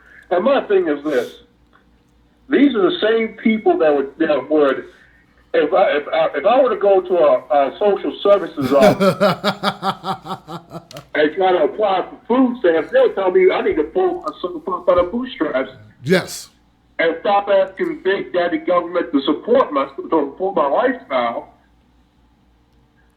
But yet these motherfuckers are they're asking people to, give them shit, give them free shit. You know what I'm saying? What's going on with that part of hypocrisy? Yep. That's a critical as fuck. Like, why would you chastise me for trying to seek help, and yet here y'all are asking for that same kind of help? Yep. I mean, y'all supposed to be y'all are pulling up stuff about bootstraps route. Why don't y'all pull yourselves up out of bootstraps? Grow yourselves some food. Y'all have seized the land to do it, so why don't y'all do it? Exactly. Here's the thing, seeing that they're asking for help, they are in no position to ever criticize or ostracize anybody who seeks help ever a fucking again. Or they get a food back. I heard that, man. Hey, Montague, man, I appreciate your call, man. Let me keep it moving. See if I can bring some other callers in. Man. You got it, man. Montague be keeping it realer than real. Just before I forget, since we're talking about welfare or help from the government, let's talk about the Homestead Act that Montague brought up in 1862. For fighting in the Civil War, they were rewarded. Let's see exactly how much. See if I can get to this. This is a good point. It's an excellent point we need to consider. Hold on one second. Let me bring it. I took a picture of this. All right. So the Homestead Act that Montague referred to, let me tell you about that. The Homestead Act, enacted during the Civil War in 1862, provided that any adult citizen or intended citizen, that's the operative word here, who had never borne arms against the U.S. government could claim 160 acres of surveyed government land. That's 1862. Now, I know people say, that's a long time ago. That's a long time ago. Who cares? What happened to the land if your family had that amount of land in your family, for instance? Depending on when you arrived here. Right? Being here early is better. Right? You got that land. 162 acres. 160 acres. Back in 1862. Now, 40,000 black folks fought in the Civil War. They were not entitled to any of the land. They weren't citizens. Get it? Upon the Emancipation Proclamation, they said they would give blacks 40 acres and a mule. And then they reneged on that. But other people who came to the United States during that period of time got that land. You may think it means nothing. My intelligent white folks know that's something. That's a lot of something. Because that's something you pass down in your family. That's how you build wealth, folks. So I'm just to keep it moving. But Montague brought up the issue, and I just thought it was an important topic that we need to add a little context to it. So, yeah. Let's keep it moving. Oh, look at this spinning. Pull this call in. Stop playing, damn thing. I hope. So I hope people, I'm having a little problem with the system getting my calls to come in. Let me see. Hey, you're live with Tim Black. Who's this? Hey, how you doing there, Tim Black? This is Jack Ranger. Jack, where you calling from? Pennsylvania. Jack. Do you have it? Well, first of all, nice to hear from you, Jack. Yep. Do you have a perspective on this whole Oregon thing? Yes, sir, I do. My question is, though, to you, though, is about there's no justice on stolen land, right? Go ahead and make your comments, sir. Okay, so if there's no justice on stolen land, because the Indians used to live here before us, and it's kind of a shame that we live the way we live now, because it feels like that everybody's comfortable now. Who's comfortable? American people. When you say American people, you mean black people too? Well, I can't say all cultures are comfortable because they all have their own issues, and we all have our own problems and struggles. We do?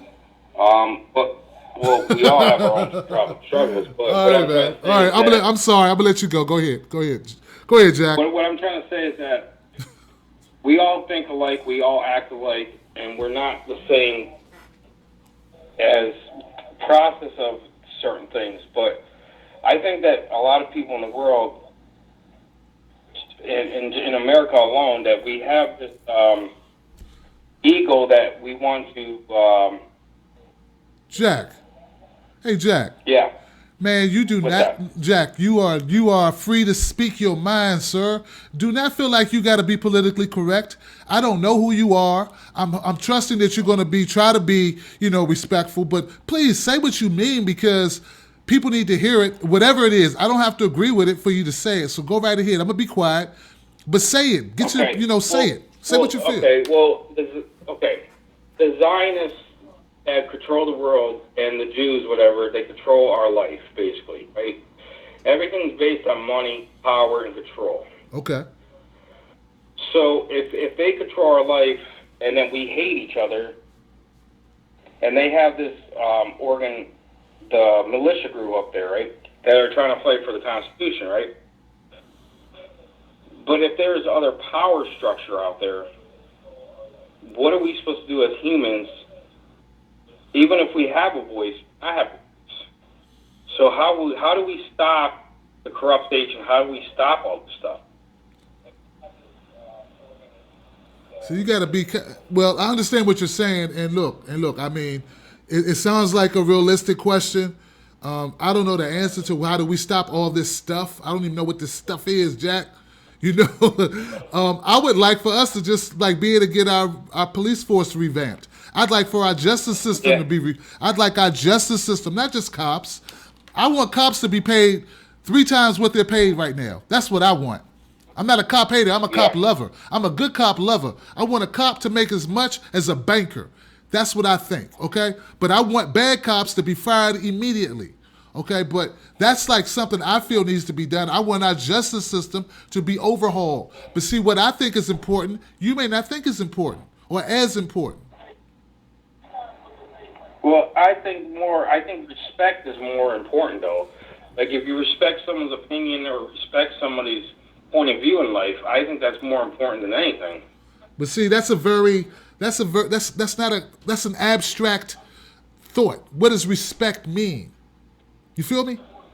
What is that? That's not tangible, I would like that too, but one person's form of respect is, disrespect probably to another person. I agree with what you're saying. Yeah. The only thing I disagree is that we just have this, people have egos and stuff. They don't want to break that system of white, black, Puerto Rican, and then all this system that we live under that we're told and programmed, and through television or through media or through Fox News or whatever. But they keep programming my mind saying that I have to be a racist, or I have to do this, or I have to do that. So, but in my mind, knowledge is power, right? Okay, so let me give you some knowledge, Jack. You have to, in order for this thing to work, this is what I need you to do, Jack. I need you to accept that America, the powerhouse that it is, was built in the blood and sweat of black people. 8 generations of black people who were never compensated for their work built America. Like a mule, like a dog, like a horse, like a plow. That's what black people were. For us to get to that point, white people have to accept that's the reality. It's not your fault. You weren't here. You didn't do it. But we have to rectify that situation. Yeah, I understand what you're saying. But ain't we living in slavery through the money, too? Dude, I don't, you know what? I'm not one of those people that buy into this whole idea that we're all slaves because we want to buy Gucci or we want to watch TV or we like fast food or we want to live in a big house. That's all choice. Black people were slaves without choices. Do you understand? We were not considered human beings, sir. So if that, I understand what you're saying. you understand what I'm saying? So before I can have a real dialogue with anybody who's of the dominant society, they have to understand that. Until you understand that, you will never understand where we are. 8 generations of people being told you are less than human has an effect. And until we understand and accept that, you'll never understand Baltimore. You'll never understand Ferguson. You'll never understand any of it. And it's not to make you feel bad. It's so that you understand. No. You But understand? What I'm saying is that, Okay. but we're, as a culture, we're human beings, right? So we're all human beings. Then how can we allow this structure from the government to do what they're doing to us as a human being? Because we allow all this stuff to go on. I can tell now that I can answer for you, Jack. The reason why it's able to go on is because people like you, Jack, do not do what I just said, which is really understand what's going on. That's why. Because some of your people benefit from it and they're not willing to dismantle the system because they eat off the system. It's like the same way. It's like a dickhead that you work with who won't change things at the office or wherever you work because he's in management. It's the same idea. You know, he don't want to mess up his paycheck. Yeah, it's true, yeah. You know, so, but like I say, man, I'm glad you called up. I appreciate you being honest and just speaking your mind, man. I have nothing against you. I'd like to work with you on that. I have nothing against nobody. I have nothing but love for everybody. That's what I have. All right, man. Well, let me And keep it. respect. So thank you for calling, man. No problem, man. Thank you for calling up, man. Hey, you guys, give it up for my man Jack, man. Come on now.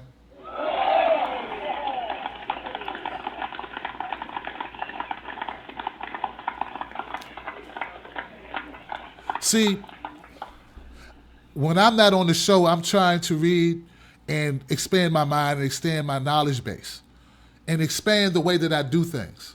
I've listened to shows briefly where if there would have been an altercation like that, they would have hung up on Jack, called him every name in the book, and that's not the type of show I want to run. I don't think that helps anyone. It may be people, oh, that's exciting. Tim just, did this to this guy. But I want to be more effective. I want to have more of an impact than just make people cheer and jump up and down and go, goo. But at the end of the day, Jack is still in a better position than me, isn't he? Jack can still go do whatever he wants. He don't have to worry about people ask him, you got drugs in the car, sir? He doesn't fit a profile. He can leave his backpack wherever he wants. He can listen to whatever music he wants to listen to without somebody shooting at him for not cutting it down because they don't like it. I mean, this is the world we live in. Hopefully, his son can play with a toy at a park.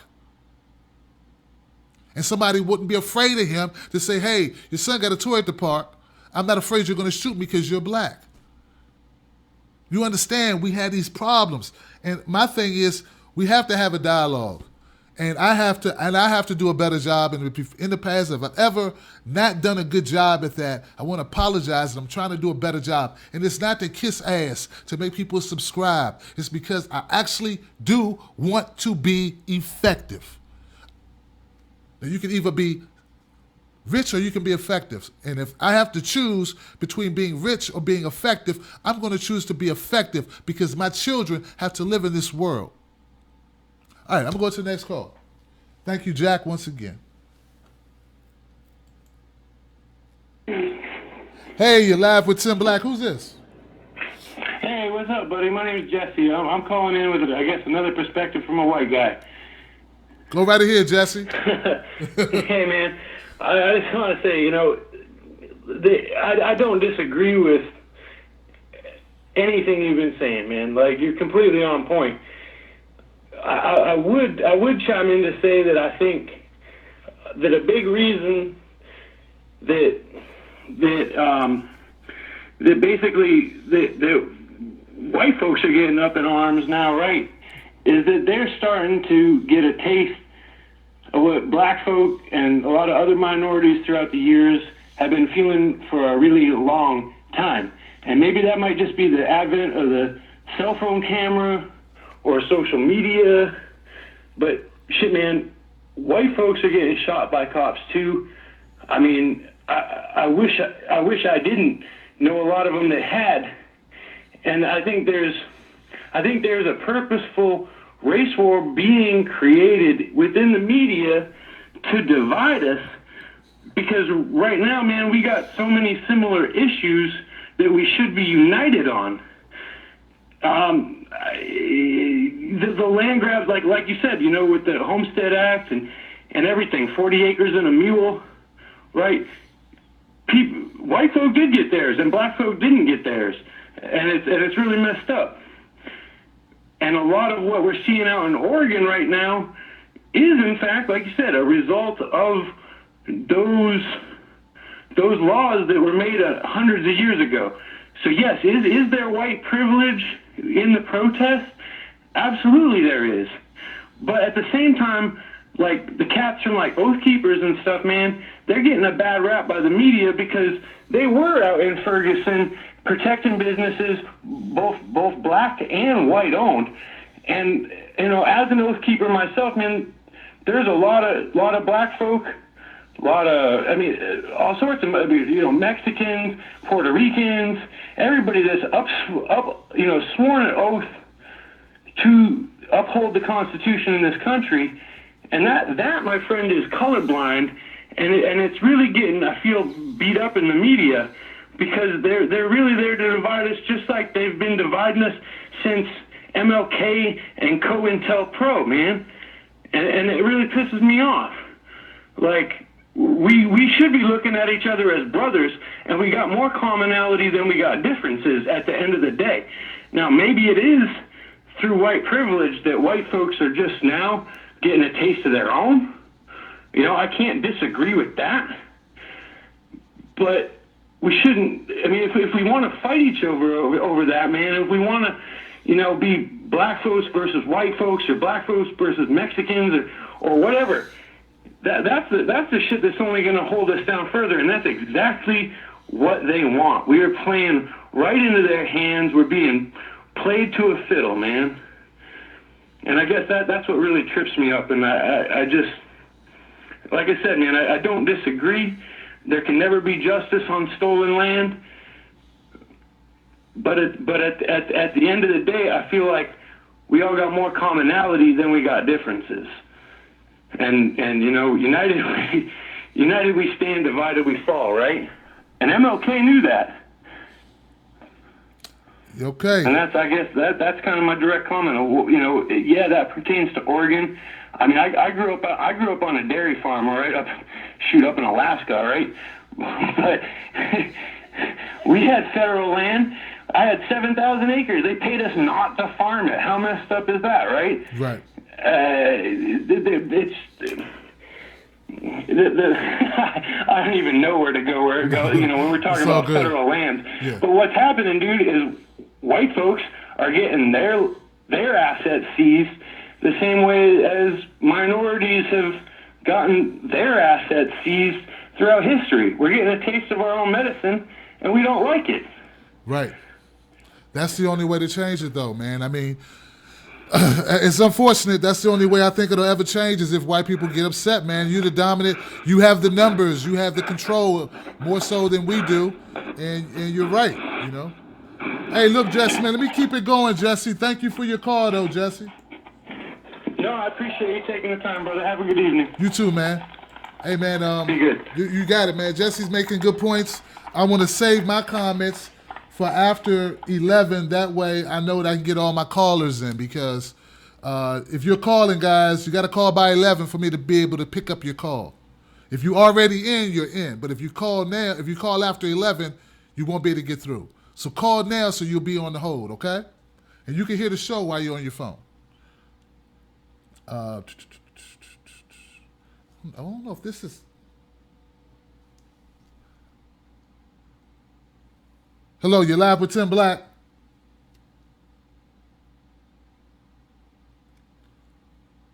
think the system is kind of acting kind of buggy right now. Ah, shit.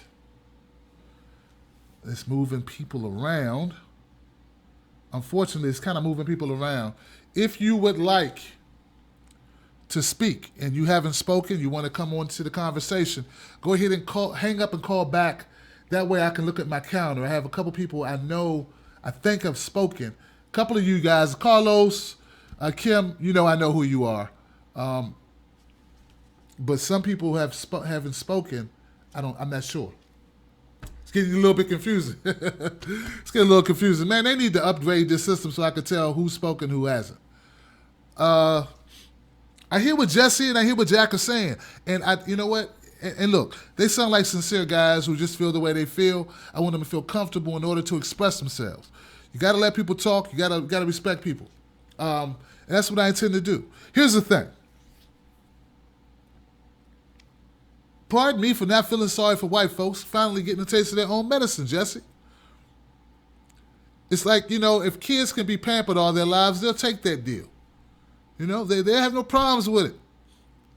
You gonna pay my rent, mom and dad? Cool, I'll take that deal. You gonna buy me a car, mom and dad? I'll take that deal. I mean, until they have to stand on their own, no one will. I have a 17-year-old. I'm sure that's the way it's gonna be. All right. Here's the deal. If there's any hope of us revamping this government, it's going to take white people like Jesse and people like Jack actually getting pissed off and stop voting for losers, right? And we start paying the right politicians to get those wormy politicians to do our bidding. That's the only chance we got. That's all. That's the only hope we have, that we could pay off the right politicians. Stop telling me all these politicians mean us well. I don't think they all mean us well. I don't. So we got to pay the right ones to do the job for us, and if they don't, we got to get them out of there. I saw Obama pass another gun law tonight. I was pivoting, wondering what I should do this story on. Should it be about this or should it be about the gun laws? But I figure, hey, people will really be pissed about the gun law tomorrow, that he's trying to do an executive order. But tomorrow I think I'm going to have my guest on, Gina Best. But the point is this. If white people want things to change, you have the numbers to change it. We are 12% of the society. We cannot change it. We cannot change it. If you want race relations to change, you need to accept that America's been built on us. We're the only ones who didn't benefit. Immigrants benefited from coming to America with the blood of black folks. You understand what I'm saying? Are people getting it? Call back. I saw you. I wasn't sure if that was who that was. So that's the reality of it. You cannot deny reality. Luke, you are the father. Luke, you're the father or whatever. I'm your father, Luke, or whatever. You cannot deny that. Denying it does not change the reality. But only knowing reality and accepting it can we deal with the problems that we have. Black people need to accept it too. Accept it. It's what it is. I didn't make it this way. I'm just the person. I'm just the voice. I'm just the guy communicating it. That's all. So now if you say, well, these are these problems, we need to team up together, form Voltron, and start solving them, I'm down for us solving the problems. But in order for us to solve the problems, we first got to admit we got a problem, like they always say, right? Then we have to have an understanding. I would feel better about the Oath Keepers if their idea was they're going to give that land to black folks who never had shit. It would be the right thing to do. I mean, since we are talking about laws that were put into place back during slavery, if you don't have my best interests at heart, right? My best interests at heart. If you don't want my children to have the same opportunities as your children do, I got a problem with that. I'm sorry. I'm a dad. No, I'm not sorry. No, I'm not sorry. For real, I'm not sorry. I need to stop saying that because I'm not sorry. I'm not sorry, and if you don't have the best interests of my children the same way you do of your children, then I have a problem. We're not going to see eye to eye because I'm not going to play second fiddle to your issue. There's a guy out there with 100 acres of land he probably inherited that my parents died on. that my father was lynched on, and I'm supposed to cry because he don't get to use an additional 100 acres that he didn't even pay for? That's what you are telling me. Do you understand how crazy that shit sounds to me? That's what you're telling me. The land that your father, your great-great-grandfather probably raped and molested my mama on, that he got for free. Somebody owns it now, and they want to own more land and not pay taxes on more land, right? Maybe correct me if I'm wrong, guys. And I'm supposed to feel like he's doing this for us. Now look, I would really like for us to work together, but you cannot piss on my head and tell me it is rain.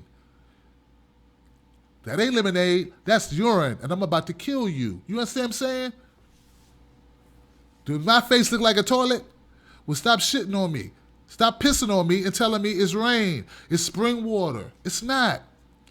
That's how it sounds to me. Now, I know to you it sounds different. That's because your history is different. You were not cattle. So until you look at that the way I'm looking at that, now I know there's some black folks, some Negroes out here, they don't know shit. I know that. They don't look at it that way. They would not articulate it that way. They would be like, kumbaya, kumbaya. Understand? They don't understand. They don't understand what we're dealing with. They don't see the full picture. They haven't taken the time to read. They haven't done any of the studying. But they do not speak for me because they want to placate white folks. They don't want to keep it real. So they really don't want to fix their communities. Because until we address these issues, we can never get to the root problem of what's in our children's minds that make them think badly of themselves and makes them kill each other. You understand? The economic challenges that we face that causes us to be the way we are towards one another, right? In these cities, these densely populated, cities. Okay? So we have to look at this stuff because it all is a part of what's happening now. It gives you context. Because if you don't look at things in context, that's when people come up with these ideas like, these people are just bad people. These people are just violent people. These people are just crazy people. These people are just unlawful people. But the context is what makes you say, what makes you understand the present. It's like you bring a car and it's all beat up. And it's like, what the hell happened to this car? Why is this car, what? Okay, explain to me what happened to the car. How did it get in the condition that it's in? We did not create the car. Black people, when you take people from their place of birth and you take their religion, right? You take their last name. This didn't happen to Jewish people. This didn't happen to Mexicans. This didn't happen to gay people. I'm tired of hearing that shit. Okay? Minority. No. I ain't never seen nobody sick a dog on a gay person because they want to go vote.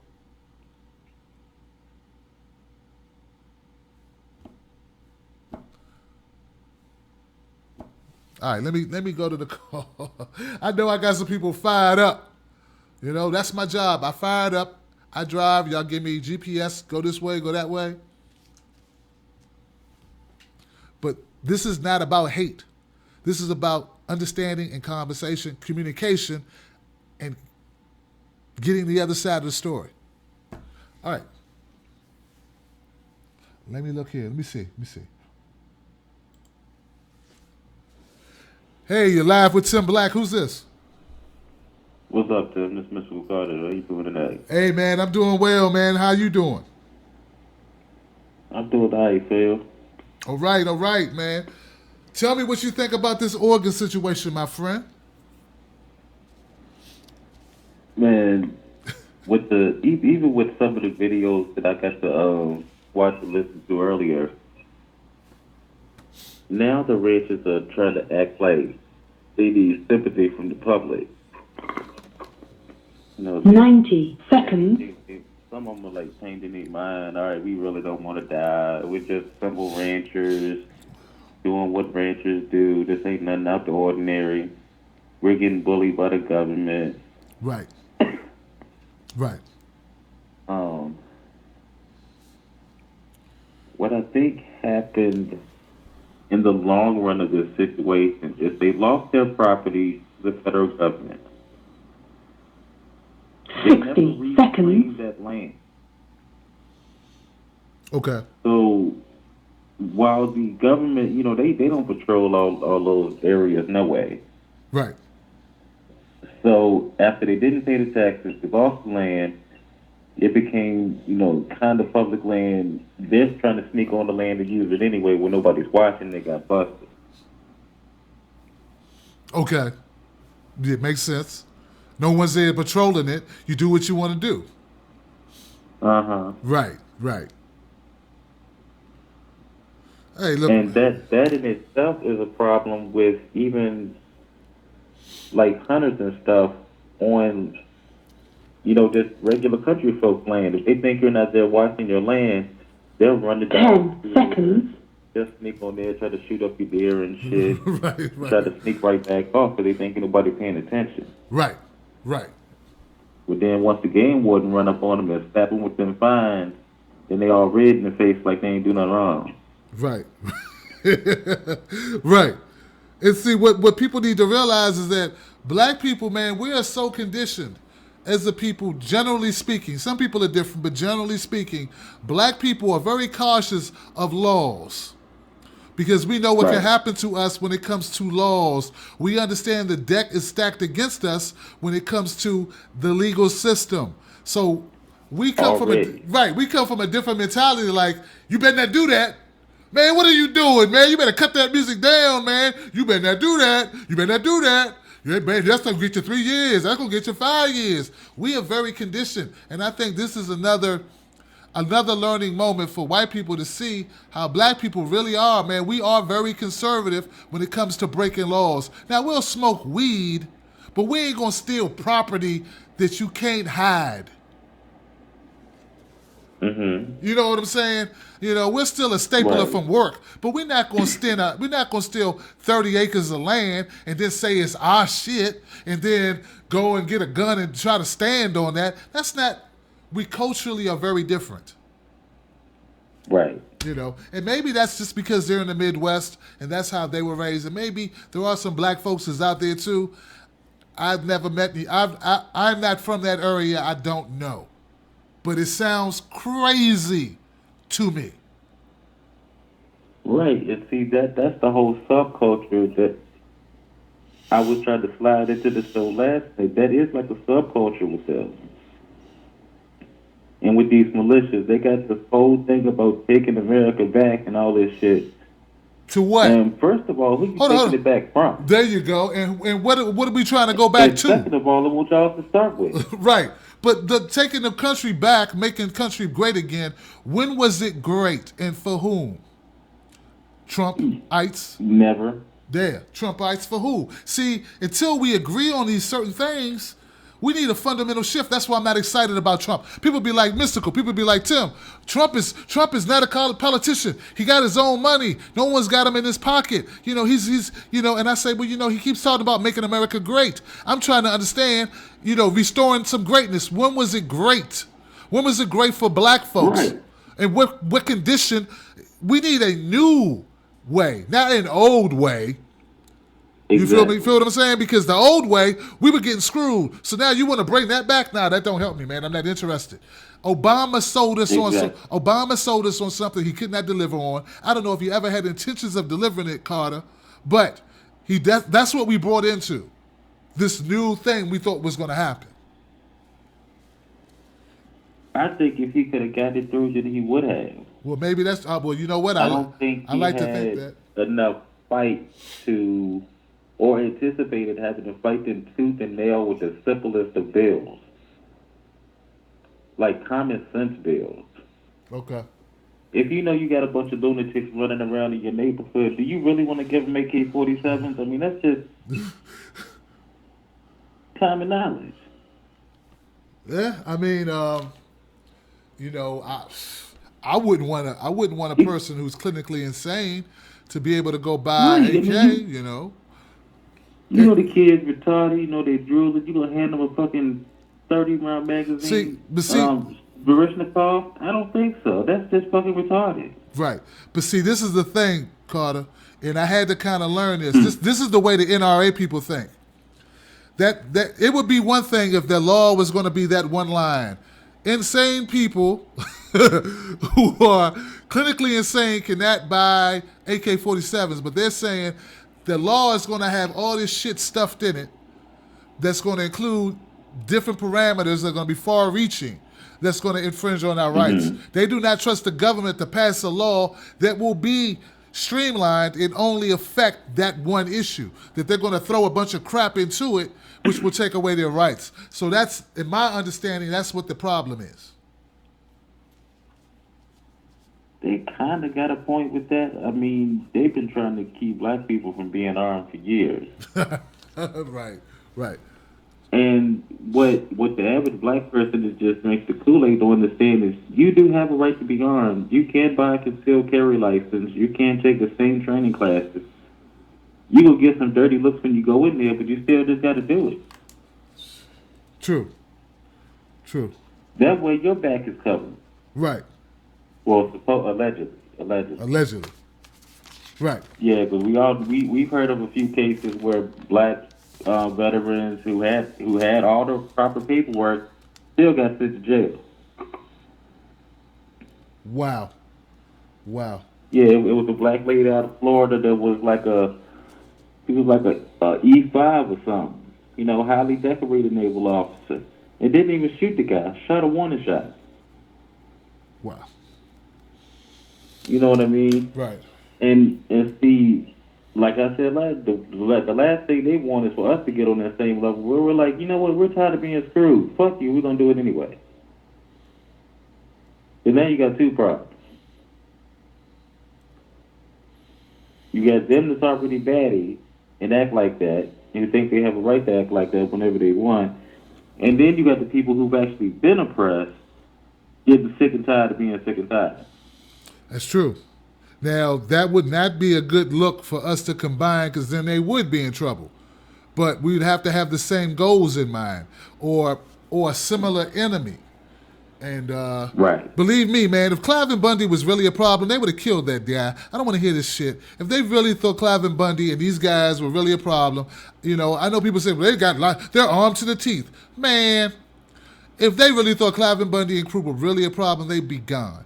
But it's just the principle that I'm concerned about that pisses me off. Mm-hmm. We don't got no problems. We ain't got no problems droning children, man. We damn sure would blow that shit up. We don't. People have this thing in their head. They think that they can fight the government. Not if the government don't want you to. Ask the million dead Iraqis. Go ask them. Oh, that's right. They can't answer you. They did. Yeah. That's right. That's what's up, man. I'll let you have the last word. Go ahead, Mystical. I still think that this is going to backfire. I think it's going to backfire on the militia because they go stub their toe or something, and they'll be having GoFundMe pages acting like the government did something to them. Yep. But it's going to backfire on the government because people are really paying attention to these double standards and make it so bad what they don't realize. They can try to downplay Black Lives Matter all they want. We're gaining Asian support. They don't want that fight with North Korea no more. They don't want that fight with China for real. Right. We've gained international support, and more people are paying attention. Move out the way, Cat. More people are paying attention to what they realize. Right. And they got a bad look, man. I don't think nobody, even foreign policy folks, they don't want Trump's dumbass in there. Because they ain't going to feel like dealing with his foolishness either. They can be like, man, this rich fool in here, now we can't, our trade is messed up. Right. You know, he really trying to take all our resources. We're already rich and greedy. I agree, man. I agree. Hey, look, man, give it up for my man, Mystical Carter. Thank you, Mystical, for your comments, my friend. Absolutely, sir. No doubt, no doubt, no doubt.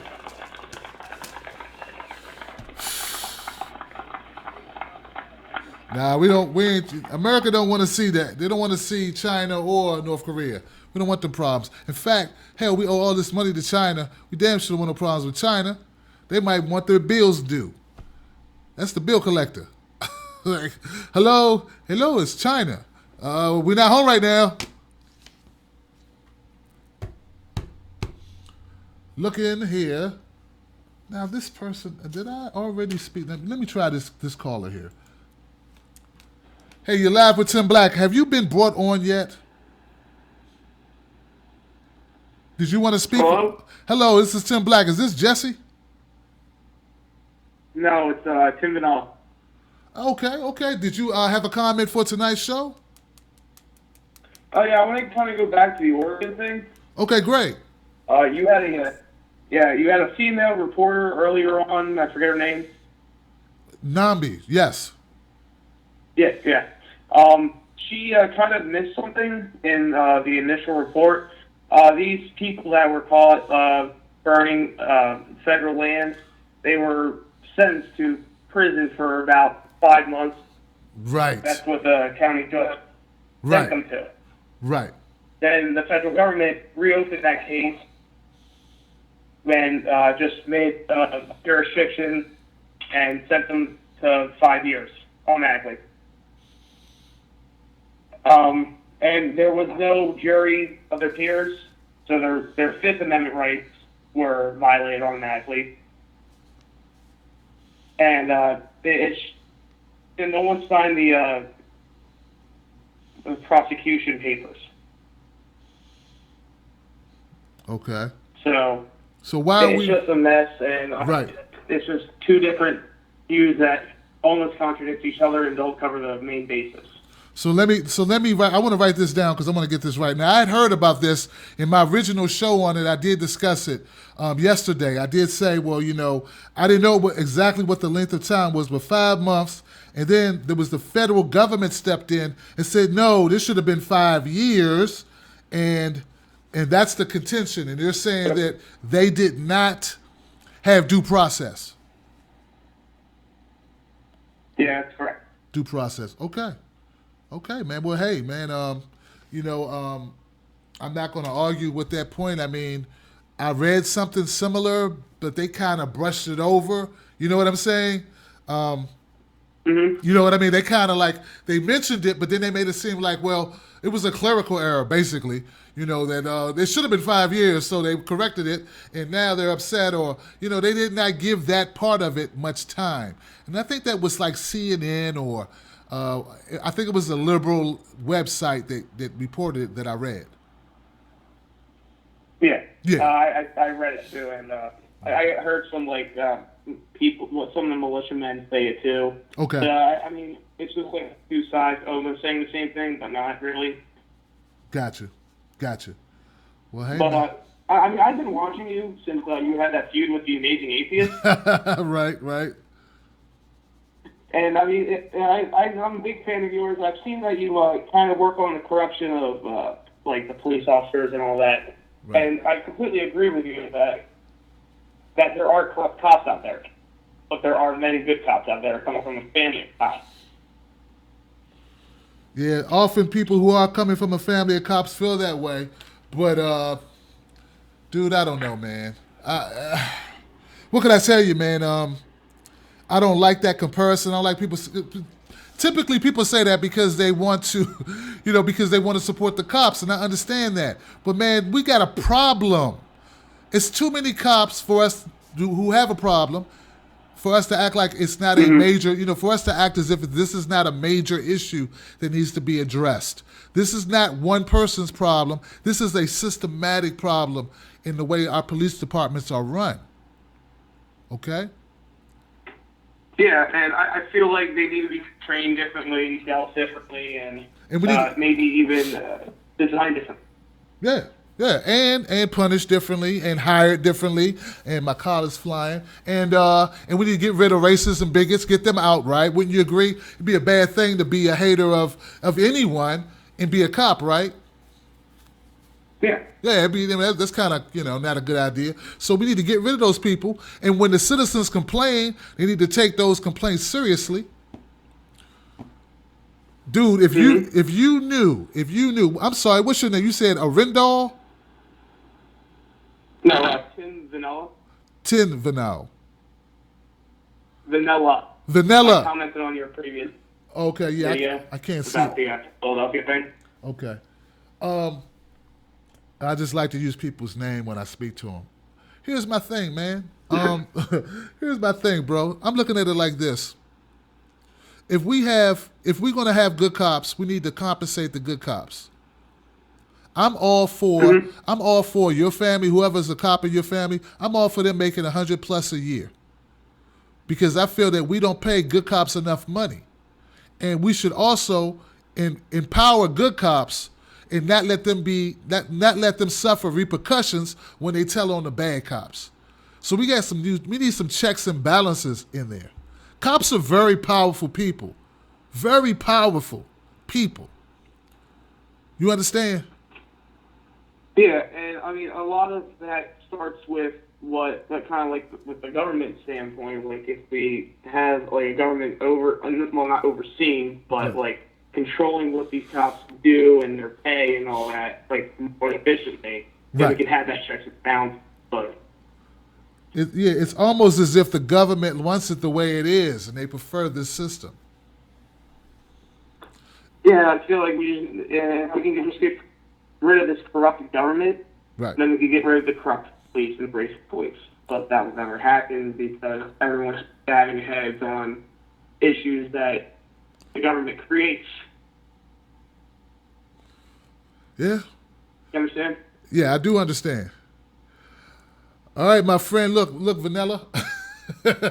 Thank you for your call, my friend, man. I appreciate you. And hey, man, everybody's got an opinion. Thank you for sharing yours tonight. All right, no problem. You got it, man. You got it. Give it up for my man, Vanilla, man. Check it out, guys. And I know his name ain't Vanilla. I couldn't really hear him, and I keep asking people what their name is. It's like, I hate that. Keep asking, what'd you say? What'd you say? You know, man. So, you sentence someone to 5 months, instead you give them 5 years. See, here we go, man. Welcome back. Your dreams are your ticket out. Welcome back. Dun, dun, dun, dun, dun, dun, dun, dun. Right here where we need them. Oh, they tease us a lot. We tease them a lot because they got them on the spot. Welcome back. I don't know, man. I was just thinking that it's kind of interesting that these ranchers are feeling this issue about getting improperly sentenced.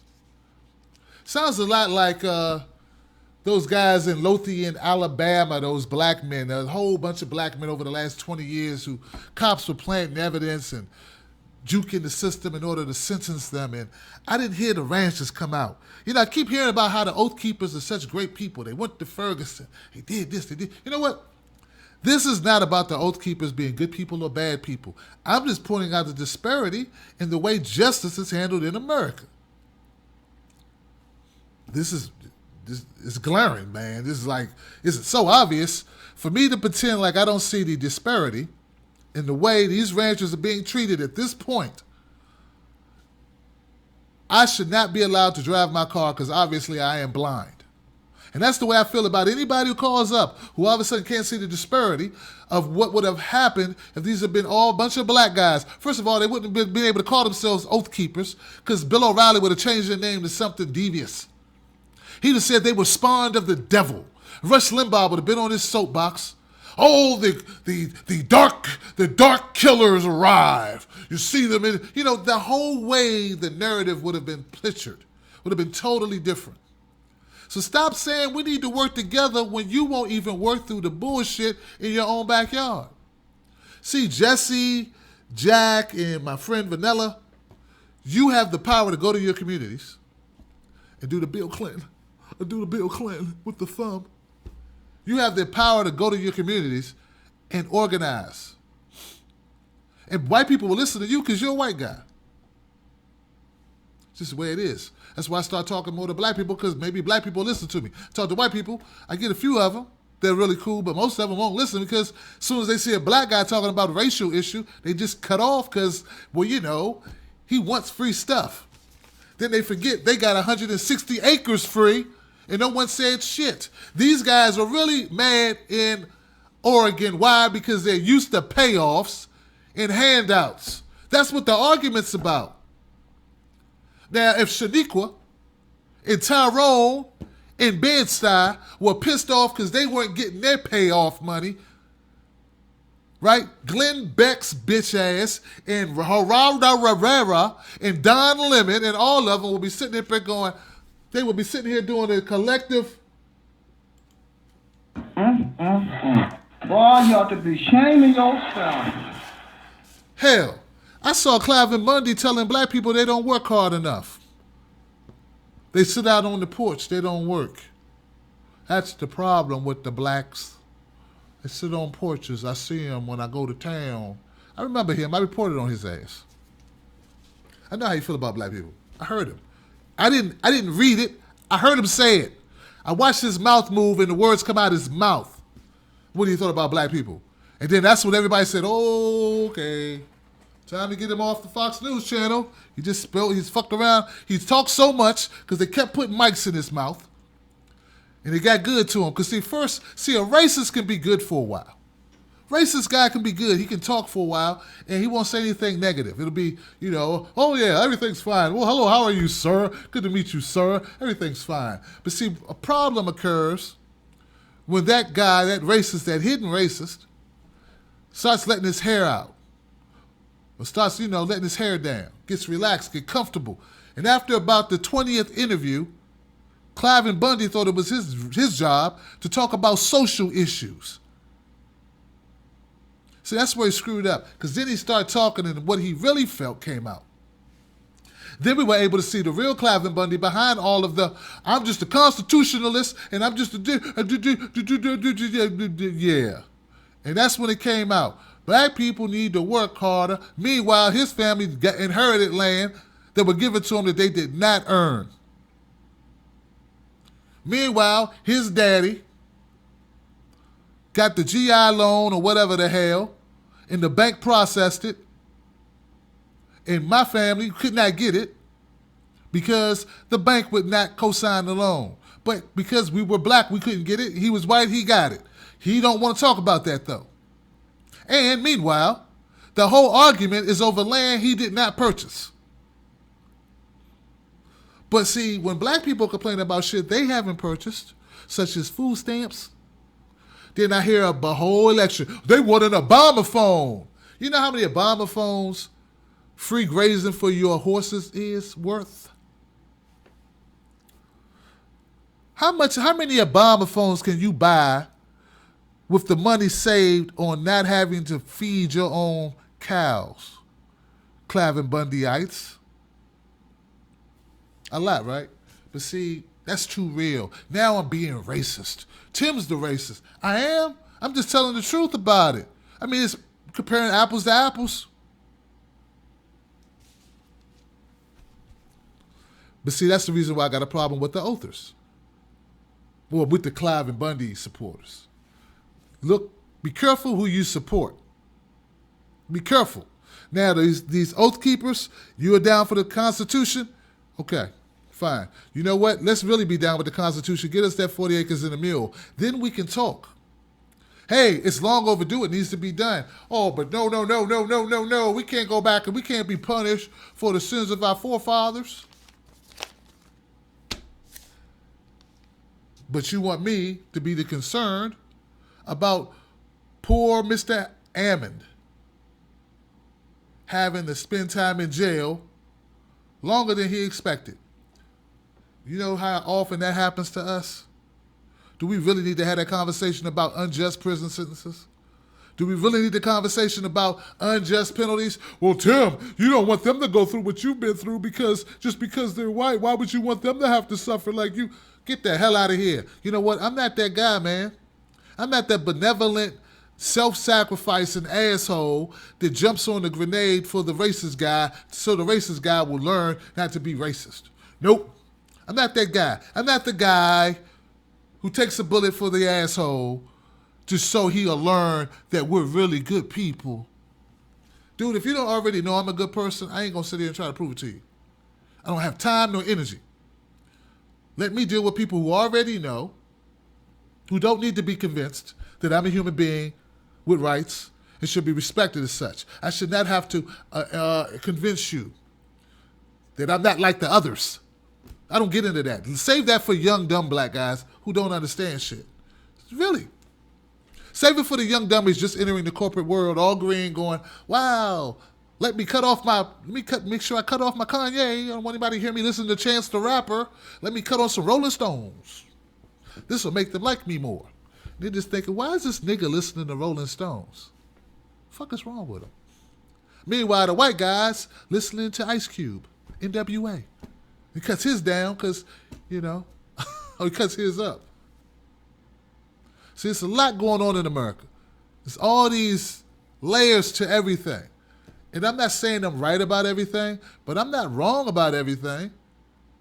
But I damn sure got good points to make, and I'm going to keep making them. I don't care who gets butthurt by it. You get butthurt, go get yourself a bandage and tighten it up.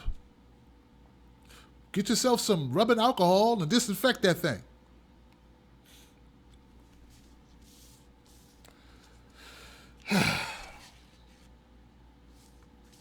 Only in a world this screwed up, which is America, can people who were given 160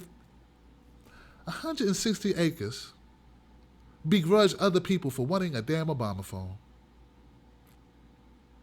That's screwed up. Only in a world this screwed up can people, do you know the benefit the Cliven clan, their company got from not having to pay taxes on land they use for their horses and their cows or whatever? Do you realize that? I'm supposed to feel sorry for them? Here goes a good question. How much help do I get from the government when it comes to helping my business? So we could talk about it. Financially, there's a lot of things wrong. Business-wise, there are a lot of inequities in our system. Many. And until black children pass the Doll test, the Doll test, the one they did back in the 50s? When they gave the black kid the black doll and the white doll, and they chose the white doll, and they said, which one's good? And they put it at the white doll. They did that test again in the 2000s, and the same shit happened. Now, you can say what you want, but that would make me believe that not much has changed, because if everything's changed and we're in a post-racial society, that black baby should have chose that black doll just like the white kid did. Unless you're telling me there's an innate problem with black people. That problem is, maybe you're right, and that problem is white supremacist bullshit. We got to get past it. But you got to first admit it exists. You got to admit, like I started my show, you have to admit the lady who told me looking at things from a black perspective was wrong. You have to admit that's some warped thinking. You would never tell that to an Asian person who looked at life through an Asian lens. You would never tell that to a Mexican who looked at life through a Mexican lens. But if I'm black, it's a problem that I look at life through a black lens. I'm not your pet. You looking through a white lens your whole life, and you don't have to apologize for it. It seemed as normal. So,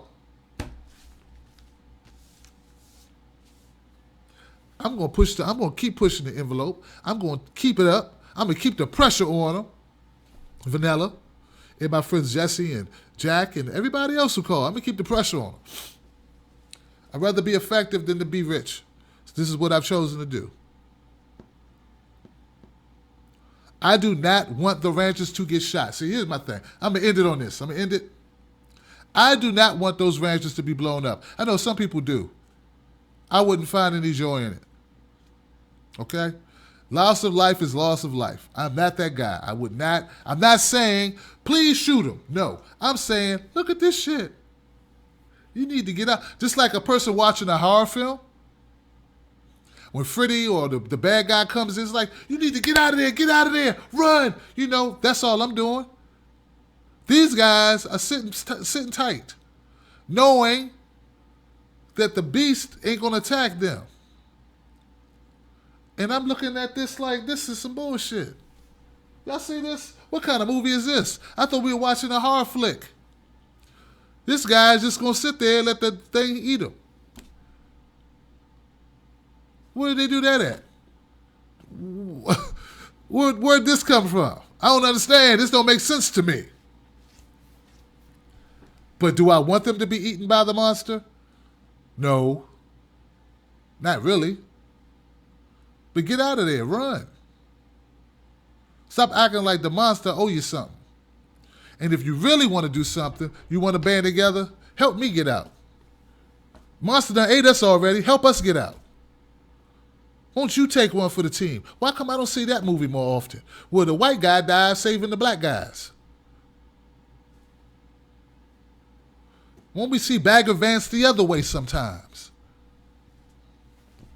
You know, Bagger Vance, when Will Smith was the magical Negro, helping that white guy win the title.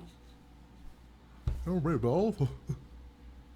know, I mean, these things are subtle, but they're not subtle, and they're not pointless. These are issues. All right, I'm done. I would like to thank all my callers for playing along, for actually calling in, sharing information. Like I said, I don't want anybody to die if we can avoid that. You get me twisted. I'm not rooting for the government. Look, I have a problem rooting for the government. It's just, I can't even, it won't even come out my throat. I just can't do it. It's like I'm allergic to saying something like that. The government ought to kill him. No, I'm saying the government would have killed him. I'm not saying they should. I'm not saying that's what I want. Okay? I'm not saying that's what I want. And I'm not telling you that to get you to like me. I'm just telling you that because I want you to understand that. Make sure we're clear. You know, you want to be understood, I want to be understood. So those people need to take their ass home or die there. Don't be looking for sympathy from us because you want to save a few bucks, or you don't want your boy to go to jail for getting all that free land or whatever he was doing. Miss me with that. Oath keepers, come keep the oath up here in Harlem. Come keep the oath in D.C. Come keep the oath. Help keep the oath in Ferguson, not just to keep the businesses from burning, but doing something with these cops. Help us do something with these cops, oath keepers. Constitutionally protect that. Constitutionally protect my right to get what your people got. So that way my kids will have something like your kids did. Remember, you didn't earn it. You got it by birthright because you were white. Not because you were a good guy and I was a bad guy. Had nothing to do with it. That's what it is. And deep down inside, I know there's some white guys watching and some white women watching too that are thinking, nah, man, we can't do that because then we're not going to get ahead. We don't want to be behind. I mean, we like y'all black people, but we can't let y'all get ahead of us. That's really what it's about, right? Keep it real. I mean, look what we've done with nothing. No start. Look at it. It's amazing. It's amazing what people can do given nothing. Set free, no land. Amazing. 100 years of segregation and Jim Crow. Amazing. In fact, I think segregation killed our growth. We should have never assimilated. We should have just kept doing our own thing. We should have our own little black town. Like they got Chinatown and Little Italy's and stuff and Koreatown. We should have had a little black town. Oh, we tried to, and they got burned down. Because people didn't want us to do well, because we weren't supposed to do well. This is all history stuff, I'm telling you. We try to start it now. I know Dr. Claude Anderson tried to start something in Chicago. Folks would not get on board. They got paid off not to get on board.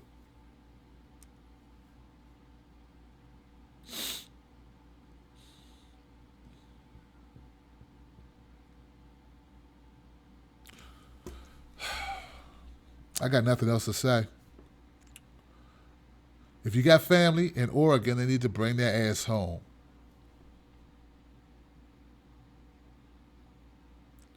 The government is only going to run up so much money. I know the FBI was en route. The government is only going to run up so much money before they decide they're just going to go ahead and just clean house. And I know they'll do it. I don't want them to do it. I know they will do it. They'll feel bad about it. They'll feel conflicted, but they'll shoot you too. They're trying to give you every opportunity because you have the complexion for the protection from the collection. But if your ass stay in that direction, you will get hit with more than a mere deflection. Meaning you're going to get your ass shot. Thank you very much, guys. That was a la Paul Mooney. Shout out to Paul Mooney, the great Paul Mooney. I'm Tim Black. Thank you guys for watching the show. I appreciate you. I'll be here tomorrow at 9 p.m. Eastern Standard Time. Slated for tomorrow is the story of India Kager. Right in your wheelhouse, Oath Keepers. A veteran of this United States Navy, gunned down by police in Virginia Beach. Should concern us all, right? I would like for all of you, since it concerns us all, I would like everyone to be here. Everyone who's here now, watching about the Oregon land easement or whatever, right? There's such an appalling disrespect to the Constitution. Well, tomorrow I'm going to have a young lady on talking about her daughter who lost her life. I would like to see you here for that. All right? All right. Let's play some music. Oh, first let me shout out a couple people, man. Got people over here I want to shout out. If you want to watch the video version of this show and you're listening on iTunes or Stitcher or Blog Talk, or if you're watching on Meerkat, please, guys, please come to, please come to IamTimBlack.com. That's my YouTube channel. And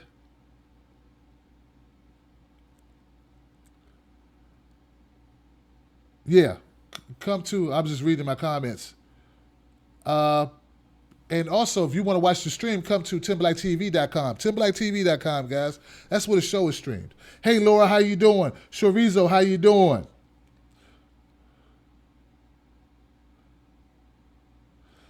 We got a bunch of... Run Nuri, Murad, how you doing, Murad? Larry Daniels. Good to see you, Larry Daniels. And Belinda Rose, California. Belinda Rose, California, I think that is. Unless it's Rosica. I don't know, Belinda. And everybody else that's watching, thank you for taking time out and caring enough to even watch this show, man. I appreciate you. I see I got a guy in here. Oh, Lord, he's just complaining a lot. Hi, complaining guy. How you doing, complaining guy? There were no slaves in Nevada, so why... Oh, Lord. We have a system in place. There's a system in place. Anyway, I'm going to go ahead and now shout out some people on blog, or some people on my YouTube, and the Tim Black's Wolfpack. Tim Black's Wolfpack. And you need to go to Facebook and join Tim Black's Facebook group. It's called the Speak On It group. And anybody who was here tonight needs to be on this Facebook Speak On It group, because there you tell me like, hey, Tim, I have a story suggestion. We do a show every night. I can't guarantee what night we'll get to it, but we can get to it because we do a show every night. Okay? So join the Facebook group and help out with that, and also continue the conversation. We started a group here on Google for people who want to remain anonymous, because on Facebook, as you know, you have your personal account, and maybe you don't want people to know your political views. So if you go to Google Plus, you can use your YouTube name or your Google Plus name. And the name of that group is No More Mainstream Lies. All right? No More Mainstream Lies. And we're just starting it, but you can join now as we build it up, okay?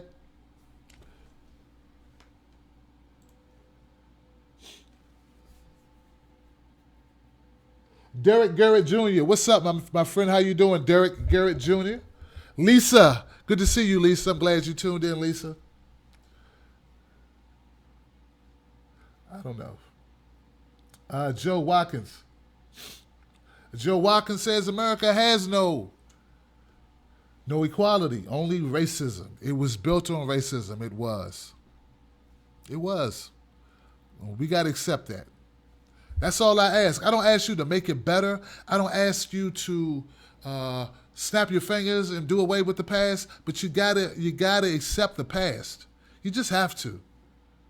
You meet a woman and she's been violated. You want to love that woman. You want to care about that woman. You must accept her past. You must accept what she's been through, or you never have a relationship. And I don't like the analogy of me being a woman because I'm not, but I just want to put it in layman's terms so people will get it, because this is where I got people in the chat room not understanding what I'm talking about, and that's it. Okay, we got to understand each other. We don't have a basis. How are we going to tackle bigger issues like our government corruption if we don't understand one another? It would be nice to say we don't need to understand one another. We could just come together and move the couch, and you grab that in, and I grab this in. But see, here's the problem. There are going to be things that happen that they use against us. And if we don't have a bond, we're going to split right on up. Get it? I know you want to think we don't have to do the hard work of understanding one another, but I think we do. And if I used to think we could just jump to it. We can't. We can't. We can't just jump to it and just, you grab that end of the couch, I grab this end. All right, let's go. Come on, man. I mean, it's more than that, because there's going to be someone saying, hey, he ain't lifting like you lifting. He ain't using his back. I think this side is heavier than your side. It's going to be that type of conversation going on. So it's important that we develop a bond based on trust, honesty. Okay? And don't think, I'm going to leave it there. That's enough. Roman Cantu, what's up, my friend? Roman Cantu. Volunteerism says everyone has the same opportunities.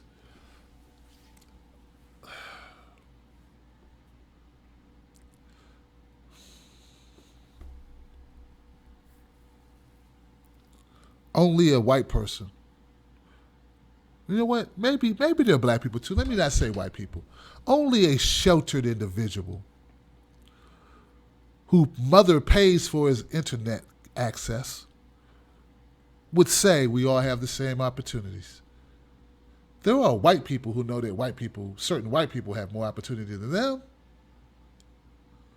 You understand what I'm saying? Like that. So I can't even say that, because I know there are white people that say, look, yeah, I know Trump had a big leg up. His father gave him millions of dollars before he died. He gave him a companies worth millions of dollars. He had a leg up like shit. I didn't have that. There are poor white people who know you're wrong. How could you say in a room full of people of all backgrounds, everyone has the same opportunities? Knowing that don't even make sense. Hell, dude, pretty people have more opportunities than you. And if you were a pretty person, you wouldn't have that picture, that weird icon as an avatar. You'd have a picture of your very beautiful self. But the fact we don't know what you look like says a little something.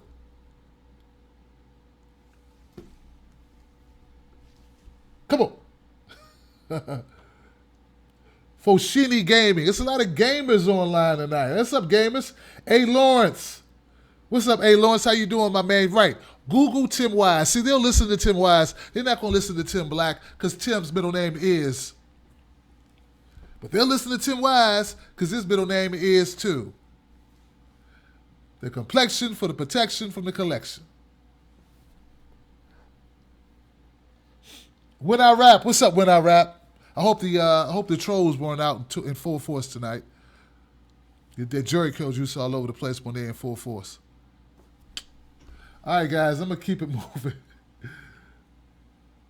Everyone who tuned in tonight, man, thank you so much. It's I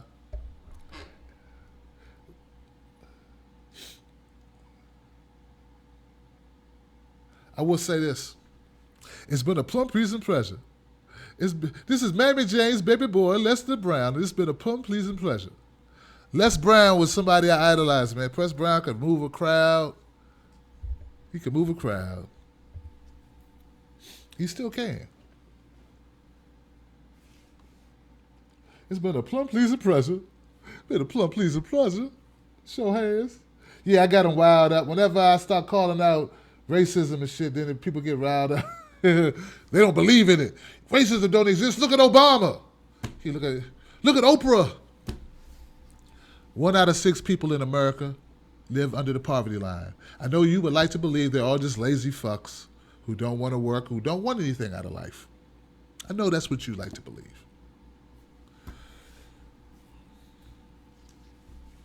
Too bad it's not true. All right, guys, let's play some music in Bizounce. Tim Black. Tim Black. Tim Black. Yes, I am. True. Funny. Tim Black. I am TimBlack.com. Tim Black.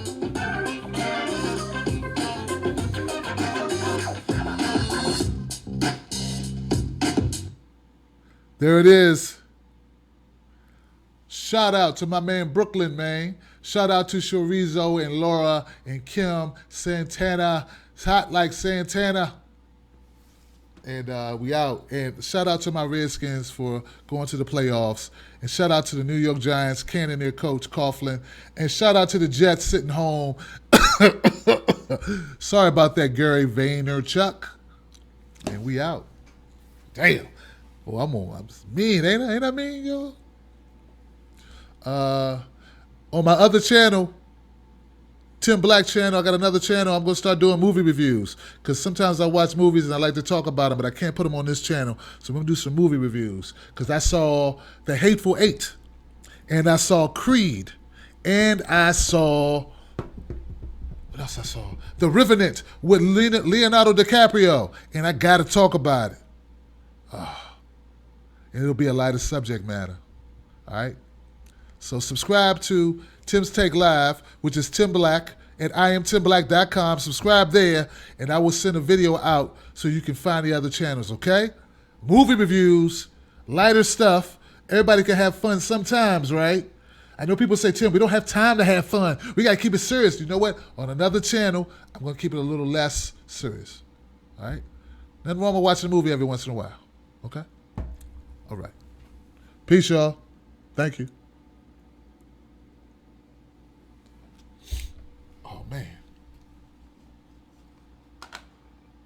Because believe it or not, I'm actually a fun guy, man. I'm actually a fun guy. I'm actually an entertaining guy. But I'm not going to try to entertain too much and be doing serious stories like this. Serious content. Nope. I decided compartmentalize. South Asians. What you talking about, South Asians? Keep it real, Mr. Cotel. All right, I'm gone, man. This guy's talking. The chat room got a world of its own, man. If you are listening on Stitcher, iTunes, or Blog Talk Radio, man, come to the chat room. And in fact, my show is good when I talk, but hey, man, I got a chat room that be on fire. I got some people in that chat room. Go to TimBlackTV.com just so you can catch the chat conversations. It's amazing.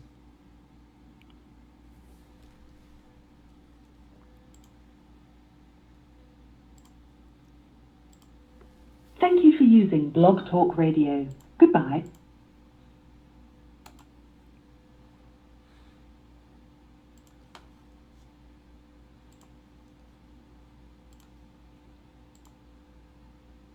All right, now. See you tomorrow at 9 o'clock Eastern Standard Time. Be here, be somewhere a lot less cool and real.